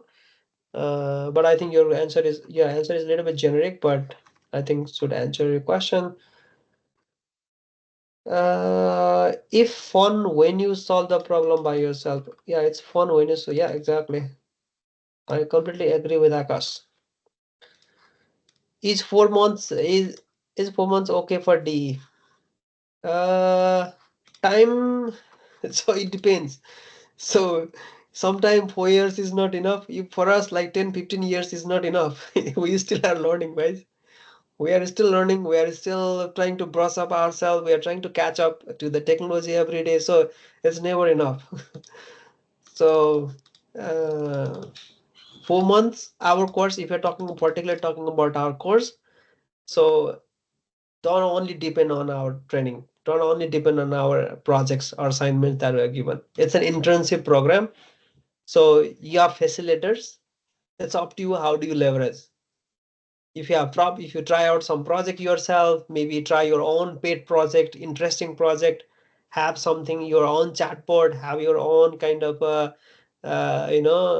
machine learning model build, maybe have something interesting, forecaster, maybe stock forecasting, and try to help your friend who is doing for stock, like who is involved in the stock. Maybe take a challenge. Hey, can I help you in forecasting? Maybe though you could not be like forecasting well, but at least you could know the domain, you could know how the things works, how to collect the data, and so on. Okay, so if you do some kind of a hands-on side by side, then even 2 months could be enough, right?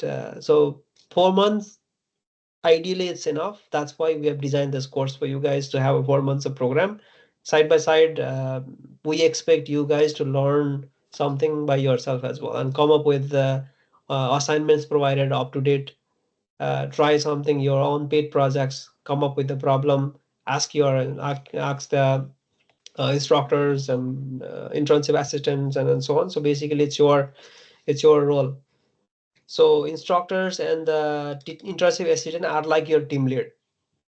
So in a project, you are assume like you are in a company, you're working in a company.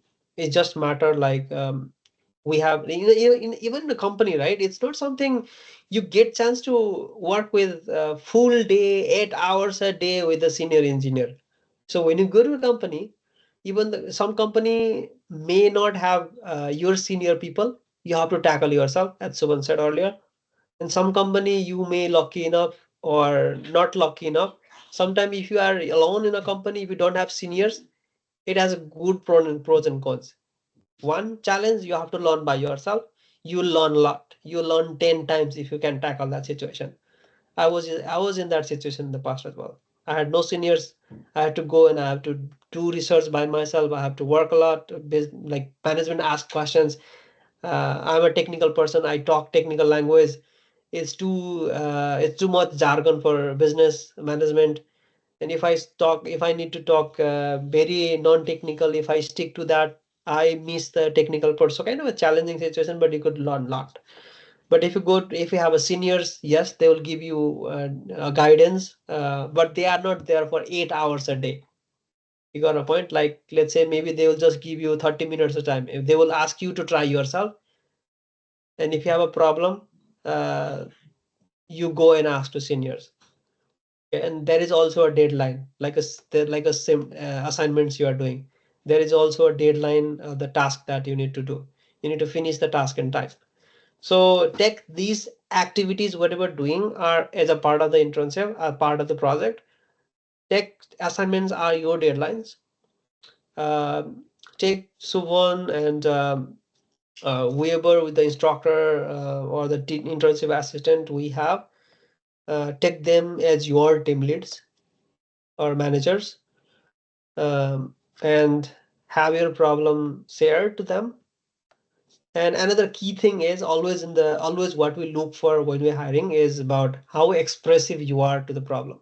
If you can express your problem very well, if you face something, rather than hiding you behind, come up and at least share, I tried this, I faced this problem. So they will get to know a way to direct you. If you don't express yourself, there is no way to direct. Okay, this is a lesson for you guys. So let's go to a few more questions. I have a question. I'm some like Deep Patra is asking. I have a question. I am some who likes to configure my own data but have interest and deeper knowledge in mathematics and statistics. What do you recommend? Configure my own data but have interest in deeper knowledge in mathematics and statistics. Deep Patra, can you explain the question a little bit? Maybe want to hear from your voice yourself. Yeah, hi Ashish. Like I said, I also like the, like, let's say, like ETL pipeline, those, like, Mm-hmm. bringing data from different sources. And then, but my knowledge, like, is more deeper on, like, mathematics and statistics. So, like, what do you think would be my, like, what do you recommend? Oh, that's interesting. Then this is a good signal for you to become data scientist as well as engineering. Like if you have a mathematics and statistical knowledge, if you have a different knowledge or interest, then this is a key skills for the data scientist. If you want to be a great data scientist tomorrow, this is one of the key signal for you. And if you want to have your own data, if you want to build, then maybe you could go with the data science, but have uh, like apply your mathematics and statistical knowledge on it, and side by side brush up yourself to the engineering skills. Like how do you pull the data? Like let's say during it, like while you are building your model, also try to collect the data from API, collect the data from your own Postgres database, or collect the data from some third-party systems, and clean up that data and process it and then get it ready. So um that way you can marry your interests together, uh, and you become this, I mean, top notch. I mean, you could be the most, I mean, if I was looking for some candidate, I would look for this kind of people who have at least some interest in it. Like that's good. It's good to have interest, right? It's good to have, but to explore or to showcase or to marry your interest together, you should try, like have machine learning model built, apply your interest. Basically, particularly in mathematics and statistics, what kind of interest you have, or what have you tried? Have you tried applying those skill sets into machine learning model yet, or Ye- in the yes. analytical requirement yet? Yes. So, like, I also, like currently I'm, like, also building, like, the dashboard and those kind of stuff. So I use a bit of analytics as well.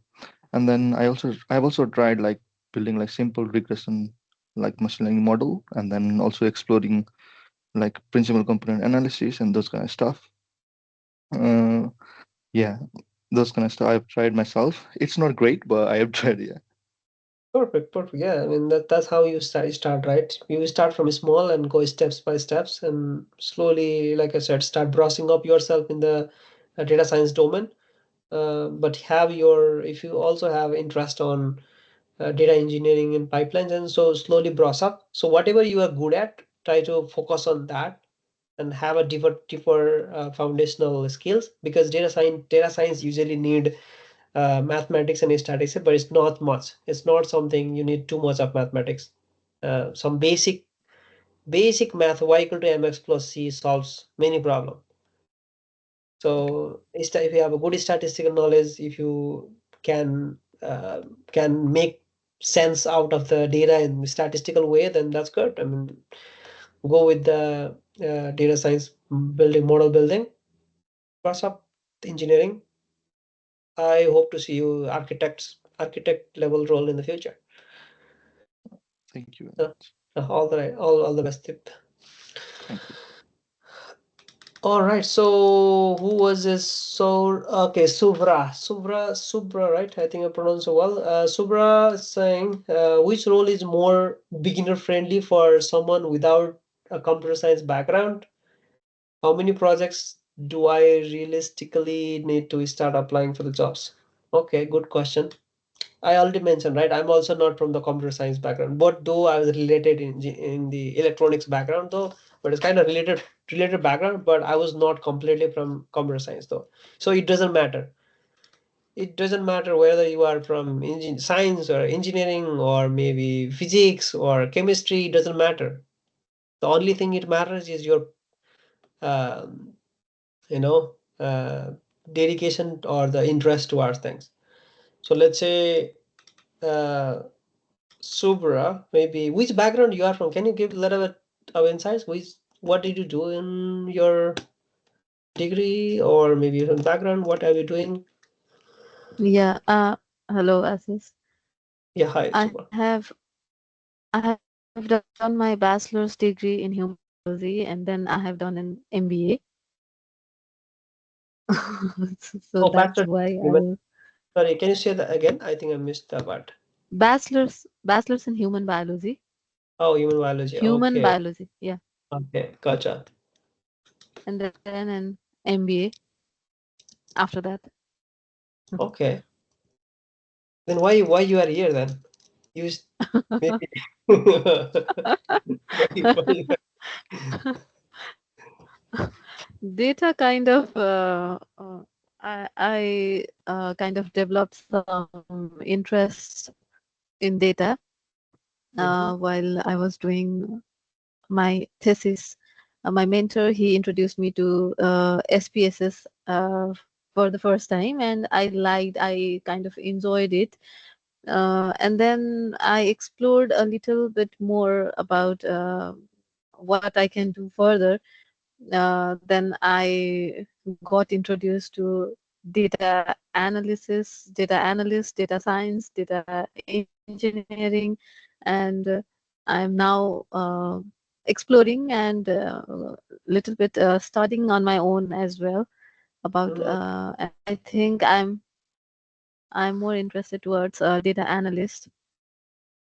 okay, interesting, interesting. Your career is very well of interesting topics. Human biology, MBA, and you are And trying to data. become data scientist. Yeah, but you know what? Like the great data scientists or data analytics or data or AI team I have seen, they're coming from diverse background. Like maybe they have done physics, or they are coming from the biology, or they are coming from mechanical. They're coming from diverse. I think I don't know what, but that kind of bring up some energy that okay I mean if you are from IT, some people are from IT, they are in the kind of little bit comfort zone. But if you are coming from other domain and you want to do something, then you have something to showcase, you have something to do. I mean this is I think this is a good for you. But I see good potential on you as well. If you have done human biology in bachelor's degree, then you have a good understanding about the human body parts, ecosystems, and that's interesting. I'd like you have the domain knowledge. For data scientists like career, it needs a well domain knowledge. You got a point. Let's say I don't saying in the beginning of career you know all, but slowly over the projects you work on or over the projects we work in our past, like we realize that let's say when I go to bank, I tend to understand their banking platform systems and customers, the sensitivity, and so on. So when I go to telco, Mhm. I try to understand their ecosystem as well, the billing, how the billing work, how the call detail records, like how where you are when you are calling, how does the story happens, how does the underlying story happens, how does the towers and those things are connected. And so basically, so now in your context, if you go to healthcare, now the same story. So now you need to know the human parts, body, how it works, how they are Yeah. related, how it is related to the health, related to the systems. Then uh, this is good. You are in the good track. Um so if you already have I interest guess in so. SPSS like tool, then yes, SPSS like tools have kind of more statistical and more UI driven. But these days the world is moving towards kind of a low code or no code kind of a thing. Yes, it takes time for you to brush Yeah. up in the coding and all, but maybe the Mhm. NVIDIA CEO recently said, there is future. In future, there will be only one programming language, that is natural language. So they are saying so. They're claiming so. Maybe future we would be just doing the prompting, just writing, instructing like a chat GPT. You say chat GPT do something, and you keep prompting it. Like the Yeah. better prompting you can do it, you can do it, right? So it means like what it means or what it signals is it's good to have a domain knowledge. So it's good like you already have a domain knowledge in the human biology. Then let's say if you go in if you try to target your like job or market towards the healthcare companies, healthcare related Healthcare. Yeah. target them and go for data science. I would suggest that. And have Okay. SPSS knowledge ready, but these days SPSS knowledge I think is good to have, but it's not enough. So Yeah. it like have like kind of a machine, you build some machine learning model using Python. Um, yes, I know it's very tough to do the programming, but I think you are slowly ramping up. You have the basic Pythons, basic SQL, and slowly ramp up to the object-oriented programming. And so you don't need much of a programming. You need you get the code Okay. anywhere in the internet. You can get the code anywhere in the Google, like in the ChatGPT and so on. But don't depend fully on ChatGPT at the moment, but because in early career, if you just copy and paste, you don't know how it's working. It's dangerous for Mm-hmm. you. Like it will Yeah. hurt after 3 months or 6 months or during you are doing the real project in production. You don't know how it's working. You just have copied and Mm-hmm. pasted and make it ready to work, make the program ready, but you cannot fix it. If something goes wrong, you'll be spending almost like weeks to fix that issue. So it's better to Mm-hmm. slowly ramp up, but it's good, like I said, SPSS good to have. It gives you good knowledge how models works, how statistical models works, how to build the models and how to do the statistics and so on. But try to do synonymous with Python. Maybe you have a small SPSS function, it's giving you a result. Try to do similar using the Python. Try to calculate the same thing using Python and try to get the result and compare it. I think that will make you more relatable and go with the health. Try to capture the healthcare data. Maybe you can find that in Kaggle. Do you know Kaggle? Do you know Kaggle? There is a website called Yeah. Kaggle. Yeah, right. Yeah. Yeah. I have tried that too. Okay, perfect. Perfect. Get the Kaggle data from the Kaggle. Try to see the problem statement there. Maybe I'll paste in chat for other people as well. So try to see these Kaggle is a website where industries, some companies uh, release their data sets there. Mm-hmm. Okay, they publish the data set by maybe anonymizing the confidential information. Maybe they mimic the customer name by random names and so on. They just publish the data there and they give the challenges to the people and they compete, and whoever coming in the top leaderboard and they buy the code or they tend to hire them, uh, or they give the price as well as they tend to hire. So this is one of the interesting tools. So you can download the data from these Kaggle like websites and from your interest of domain. Let's say Mm-hmm. Subra is interested in health, so you can get the data from there. Use Python, use SPS, compare them, build the machine learning models, and like see what healthcare companies are looking for. Okay, I think is it clear, Subra? I think she's freezing up. Okay, so I think we are very like we have less time now. Subra, where I was. So next, who was that? Suvas. I'm a software engineer. Which language do you use? With ChatGPT. Nice joke. Okay.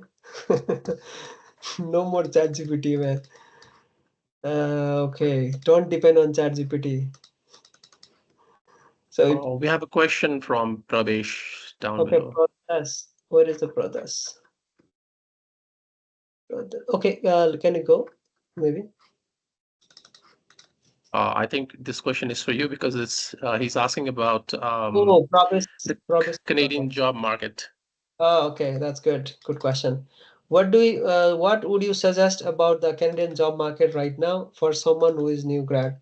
I'm planning to start my career as a data analyst or business analyst, but in the long run, I want to grow towards data science. Any tips or advice would be helpful. Okay.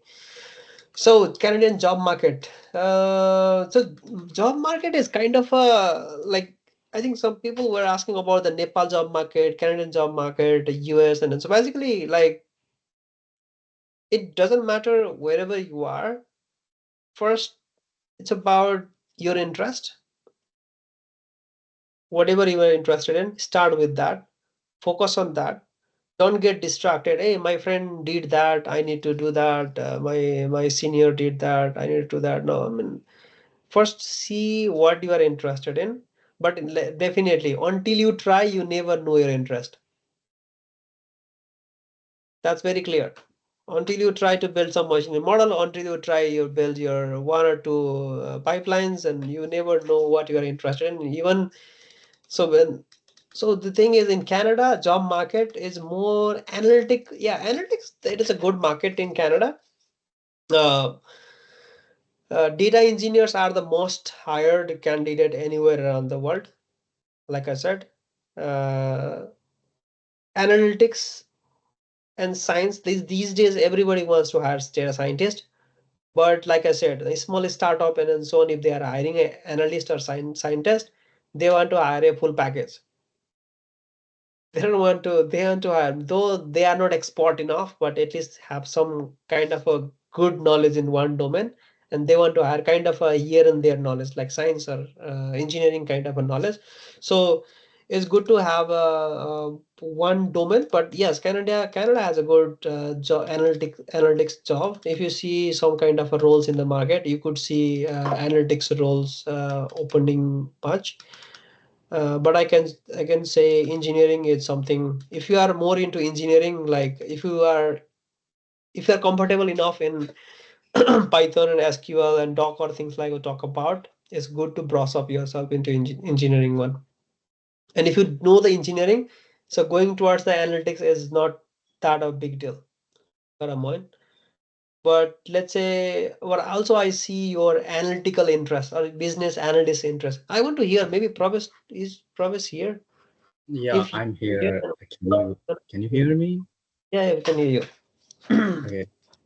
So I'm from like a computer science background, and I'm doing my postgrad here at the business analytics.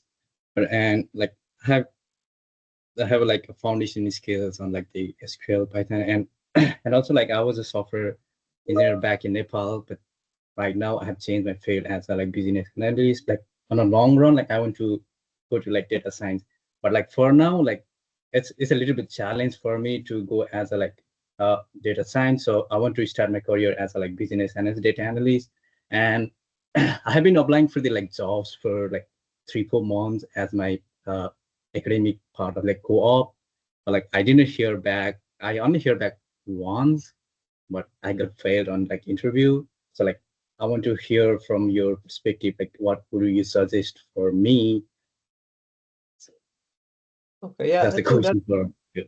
I think Canadian job market is crazy right now. Not just Canadian, like the global market right now is crazy. So you see postings, but Mhm. job hiring, but kind of they are very slowly hiring, you know.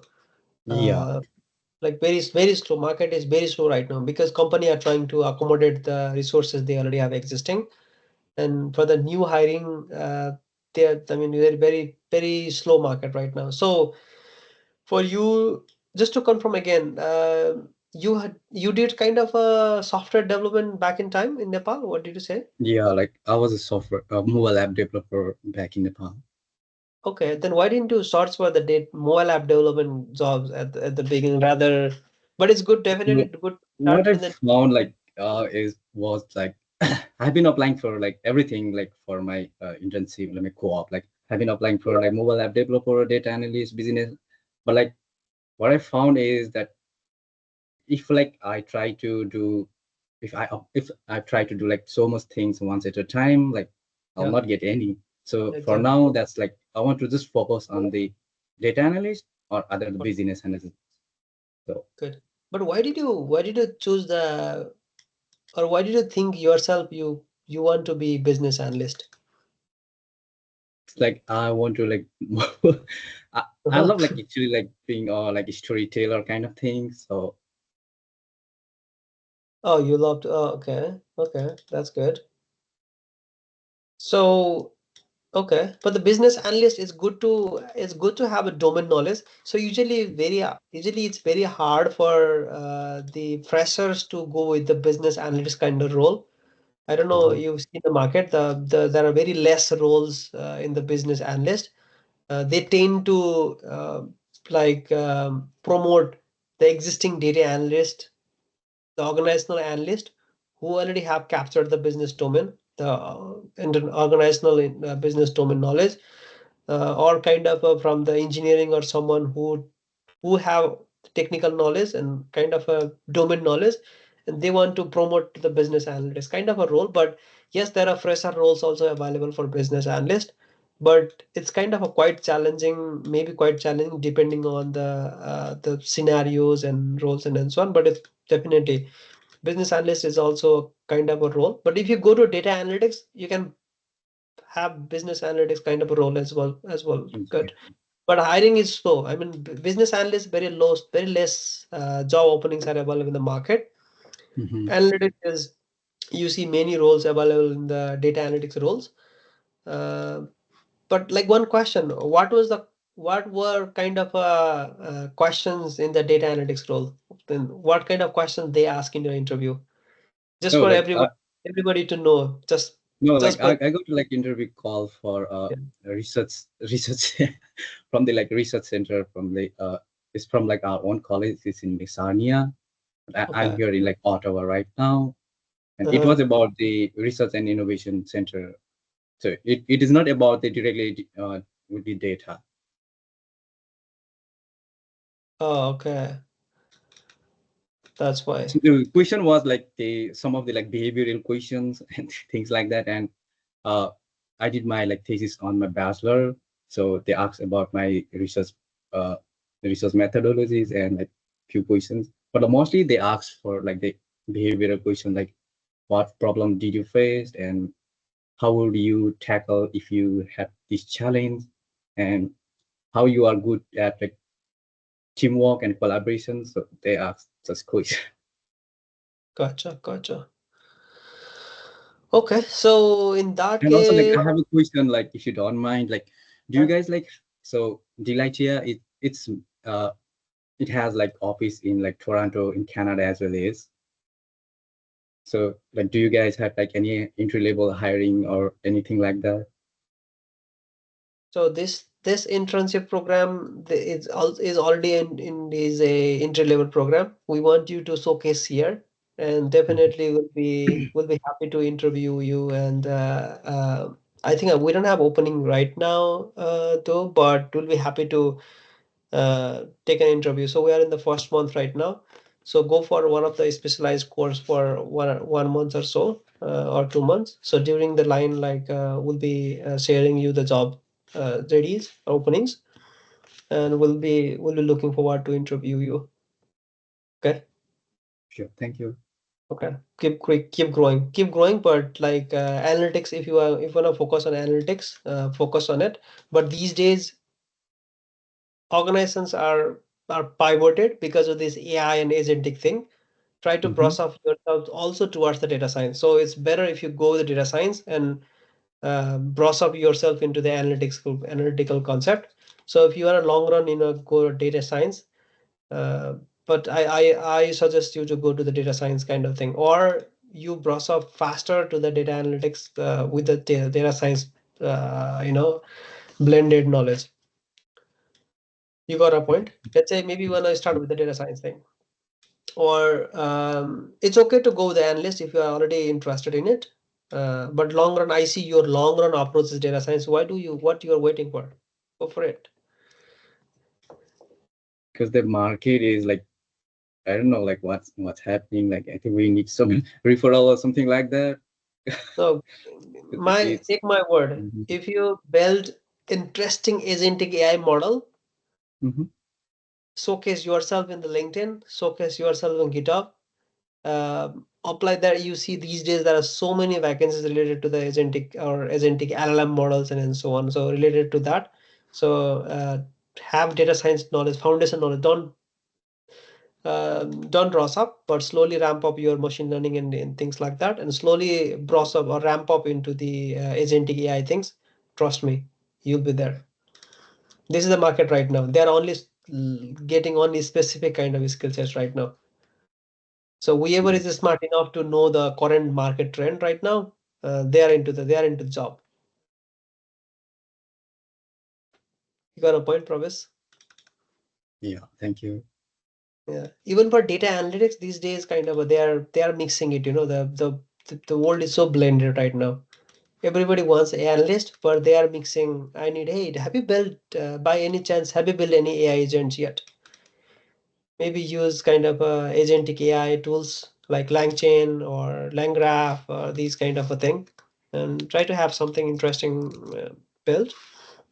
Then it's easy. Now that's why if long run, if you want to go data science, I want you to start with today. So don't keep it aside. Okay, you'll be there. Thank you. All right, Pravis. Next question. Sabugiri, from your experience, what mindsets or habit have helped you to grow the most as a tech leader? I think we explained you. Sabu, one of the key thing for me was mindset of let me try that. Whatever comes along my way, I try it.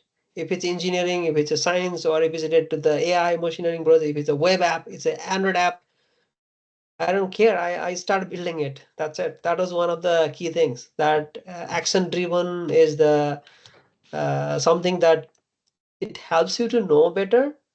And leadership is not just about going or upgrading the positions. You know, it's also about and having the diverse knowledge, and you understand your scope. Let's say you have a team, you have a meeting, and you have a, let's say, client meeting and some client or your internal team meeting, and you have kind of a management meeting. You should be able to cater them all, right? Like if you don't know web applications, you don't know how web application is working, you don't know how database are operating, um, and like it's not easy to pull the data from those database systems. Like you don't know how the data are placed, you don't know how the the data, you should be able to, you want to load the data incrementally, you want to load the data kind of change data, it's only one only bring the changes data and so on. Or let's say from the application side, you don't know how the customer journey in app look like, how the customer comes into app, how they use the app, how the data are generated.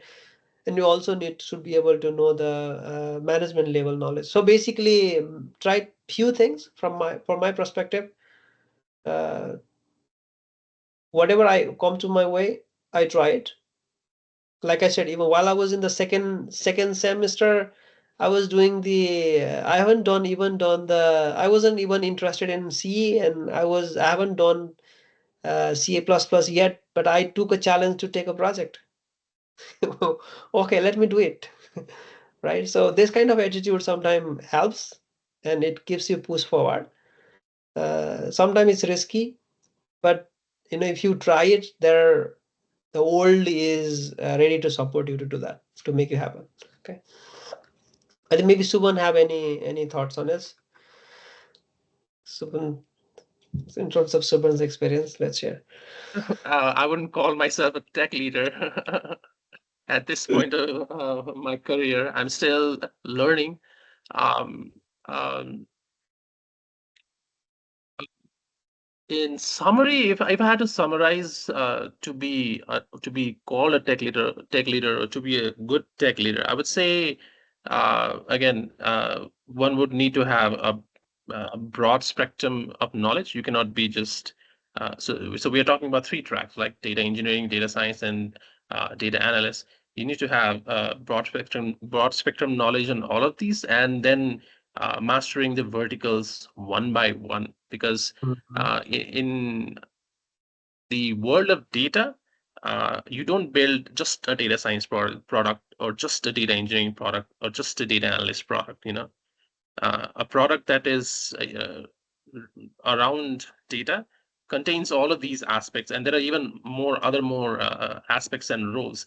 And so as a tech leader, you are someone who is above them, and so you need to have like an umbrella knowledge of everything, uh, a broad understanding of all the aspects of data, as well as uh, vertical mastery over some of the key components, um, and another thing that I would like to add is I like being a student more than I like being a teacher. Yeah. Teaching is something that I just recently started, and so you need to, kind of brush up and keep learning. And like I do something for the client, I don't stop there. I try to revisit it maybe after a couple of weeks, or if I have some free time to see what did I do, can I improve it, can I do something better? Okay, I did it using this way, but I just learned something the other day. Can I implement it? Can I make this plug this something that I've learned into this and make it into something better? So that kind of like, polishing, uh, uh, you have a sword with you. If you don't dust off all the rust, then what happens? If you don't use the sword, it's gonna rust and it's gonna go useless. Our minds are the same, right? So you need to keep sharpening your brain. You can, just as you sharpen your blades at home, and to do that, you have to be a good student all your life. You can't just be sitting there and saying, "Oh, I'm good at data engineering. I'm just going to sit here and do data engineering, and that's it. That's my career." That's not how a tech leader would uh, think and operate. Basically, that's what I think, and that's what I believe, and that's what I practice. Basically. Yeah, agreed. Yeah, learning attitude is the key thing. Yeah, you should be always learning. Never stop learning. Keep learning wherever you fit in. Like in the management, you should be able to understand. Like rather just delivering your informations, try to listen from other and try to connect the dots. What other trying to come up with. Okay, that's a good thing. So I think we need to wrap up in the next 2 to 3 minutes. Okay, I think we are very late today. So what is the ICTA in real world? Do we write code from very scratch, or knowing basic function is one of the thing? But do people write the code on their own? Just curious. I think that's a good question, ICTA. This is the Chat GPT's Chat GPT's impact. So yeah, exactly. So now world is so blended right now. This very, this is a good question. Like lot of large organizations thinking like, hey, I don't need freshers. I don't need because my Chat GPT, there are a lot of code like Cursor, like tools. The systems are writing the code for me. Why do I need the fresher engineer? Because if I just few line of code, if I just give the context, it can write me full applications ready in 5-10 minutes. There are a lot of tools these days available in the market. Why do I need the freshers? So there is a mentality there, but we already have tried those kind of systems and use it and try to implement internally and even deploy some applications. But the problem is, or even we have some resources employees that they come to us and they try to use ChatGPT or those Cursor like tool and showcase something to us. But when you start asking questions, when we start fixing the bugs of that applications, we need senior engineers. And how the senior engineers are made without having the juniors ready. So the same senior engineer are the sorry same junior engineers for today are the seniors for tomorrow, right? So without producing the or giving the opportunity to junior, the senior doesn't come. So this is dilemma in the market right now, but over the time it will be corrected. We need, but to give you a insights that who was successful in the career, even in our like journey. Let's say we ever joined the company as a fresh level one in our company. There was one guy who always used ChatGPT, who was delivering the project so fast. Uh, and there was other guy who was very taking a time, and we felt like he's doing slow, and we are comparing. They joined together. Who compared two candidates, and after a month or 2 months or 3 months, we started asking questions to that guy. Both guys, the same questions. instead of asking about to go back to their code and explain us what they have done, maybe add some features on that, maybe add some we try to compare them together. So basically, so we found out that the one who was using ChatGPT was not able to add the features. To add a same new feature, he was taking 2 months. So to add the same feature, other guy who was understanding from the basics, we had written the code from scratch. That guy did in 2 weeks. And he was able to explain very well, and maybe he was even suggesting the new features and so on. So basically, the concept is the summary is time. It's okay to have sometimes you want to be excited, you want to see something interesting, you want to show some demo, you want to showcase something to one, go with the chat gpt created thing or generated thing. But if you want to like have your proper foundation ready, scratch is the one. Okay, so we will go in the advanced depth, covering many topics in the three parts. Power BI and enterprise, why using superset? Okay, superset, like I said, superset, whatever you tool, it doesn't matter. I think we already mentioned, whatever we tool, it doesn't matter. It's matter about understanding the concept. So now if you know the superset, it's your job to go with, maybe sign up with the trial account in Power BI and create a simple dashboard there. Okay, so I think that answer.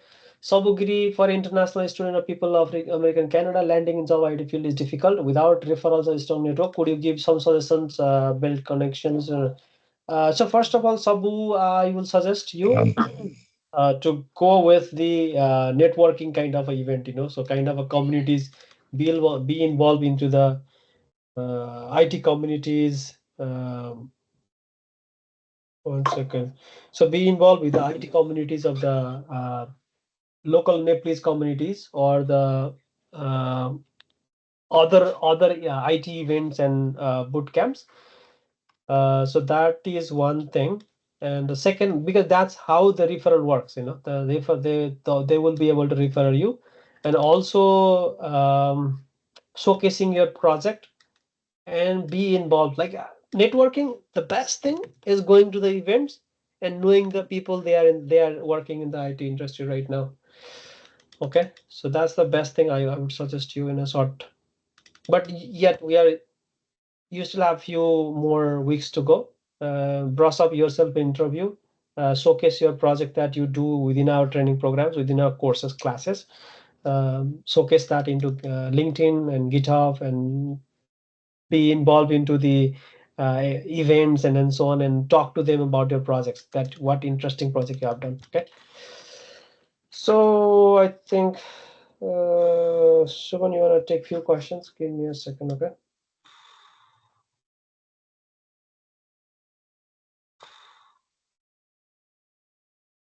I think my mic was muted. Okay, all right. So the next question is, which tool is best for creating a data pipeline?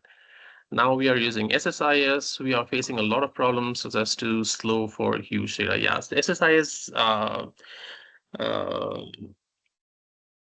doesn't play well with huge data sets, not unless you have got capable hardware that you're running the SSIS server on. So based on what your requirements are, right? So the volume of data, the amount of data that you're processing, what is the requirement of so let's say you have 10 gigabytes of data. Do you need to process that 10 gigabyte of data every time? Or do you need to process only, like let's say you already processed 9 gigabytes of data up until yesterday, and today you've got, let's say, 1 gigabyte of data. Would it be okay to just process that 1 gigabyte of data? Do you need to have, let's say, a real time? Do you need to process the data in real time, or can you do it in batches? Can you do it in, let's say, overnight cron schedules? You have to think of a lot of scenarios. Also, you have to think of the cost. You have to think of you have to do kind of a decision between when you have to trade off performance and cost, because if you want the more faster and quicker processing of data you want with growing data set, the more cost it's gonna cost you. Basically, it's gonna cost you more compared to, let's say, low data volume and based on your processing needs. So you're going to have to find that right balance and then look at your options that you have, and then using those tools, using those options, build your data pipeline above it, basically. So there's a lot of things to consider, and within our data engineering course, we will be going through each of those different aspects of data engineering and look at so there are a lot of scenarios that you can come across and a lot of solutions that you can come with, and the solutions are usually common no matter which tool or which tech stack you're using. It's just the way you implement it and the syntax and all that will be different, but the methodology and the process would entirely be similar across multiple platforms, across multiple tech stack, across multiple tools that you use in data engineering. It would just come about uh, what you're currently using, what your company is okay to use with, and those kind of things. Okay, so quickly moving on to that's not a question. Is it necessary for DE to get idea of DS and DA? Like for DA, DS idea is somehow needed. So for DE, can it be independent? Again, I think we pretty much tackled this question in the role of in the data domain. You're only be focused in one department, be in any role in data. You'll only be working for a limited time period, and after that time period, it would be best for you to divulge and divest your time into other data domains, because if you're stuck in just, so let's say you're working as a data engineer in a company, right? They will be most probably stuck with one cloud provider and a hand-picked tools. You won't be working with all the tools available to you in data engineering. And so it's more likely that since you are there for, let's say, working for 3 years or for 5 years, then what they're going to do is they're slowly going to, since you may at that point in time, when you are working with the company 3 to 5 years, you probably have the domain knowledge, you probably know the tech stack, you know what is how the how all the technology comes together in that company. The employers or the clients, they have that understanding. Okay, this guy or this girl has been there for so long, he or she must know everything. So then what they do is they try to push jobs towards you that are beyond the scope of data engineering, pushing towards data analysts, pushing you towards data scientists. And so at that point in time, if you are not divesting your time into learning data analysis and data scientists as a data science student or a data scientist, then that's basically negative points for you, right? And your career growth trajectory from there is pretty much like you're stuck in that lane. Basically, that's what I'm trying to say. You're stuck in that lane of data engineering when why do you want to, ride your professional vehicle on a two-way lane when you've got this giant freeway of 8 lanes and you can roam around, switch lanes anytime you want? Just think about it, That's basically the idea behind it. How much depth will we go in will majority of things get covered for future journey? Again, the core structure for data engineering basically covers the foundations that are required for you to become a good data engineer. Let me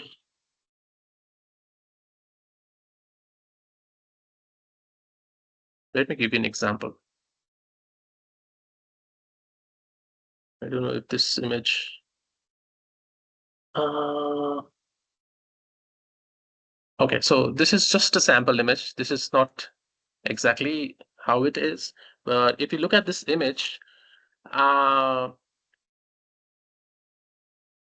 2, 3. The first 3 rows are basically tech stack and tools that a data engineer must know. That's already 15 tools and tech stack over there. I mean, it would be pretty arrogant to say that anybody can master all of these tools and tech stacks in 4 months' time, and sometimes not even this is enough. What if you switch the company? Let's say you are working for a company that's working on Amazon AWS, and then you switch a company, and now you're working with, let's say, a company that's working with Microsoft Azure. There you have different tech stack. Let's say then you switch it to another company, and now they're working with Google Cloud. They've got their own tech stack. So, that's why we say in the data domain, you must master your vertical, but also keep in mind that there are other verticals, and at least have foundational knowledge in all of them, so that when you switch or when you have to switch, you can switch easily and readily. Can we get the detailed course structure for each program so that we can be more clear? This is something I think this is something that can be done. You can be able to share that someone from the tech academy we will forward it to the team, and they will for the upcoming content. Yeah, we can do that. All right, then. So that was our last question for the day. But in nothing. Yeah. Any more questions, guys? I think let's wrap up. I think it's good. Yeah. So I think a lot of questions, guys, but you still have enough time for the enough time. We'll be doing such kind of sessions later as well. Maybe end of the course, we will be doing end the session. And we try to invite some other industry experts as well, so they could also share their ideas and maybe be helpful for you. And maybe we'll also hire or we'll also bring someone who was already hired.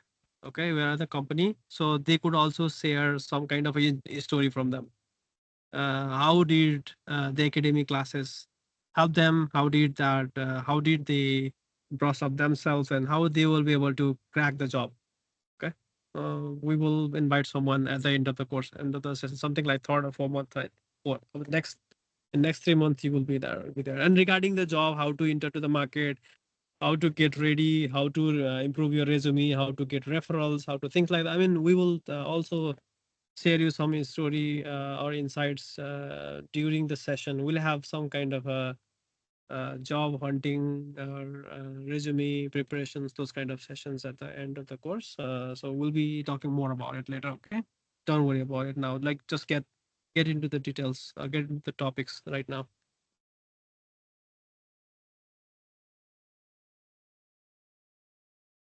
All right. So Subhan, let's wrap up. Yeah, sure. All right. So thank you, everyone. Have a great time, and thank you for joining us today. All the best.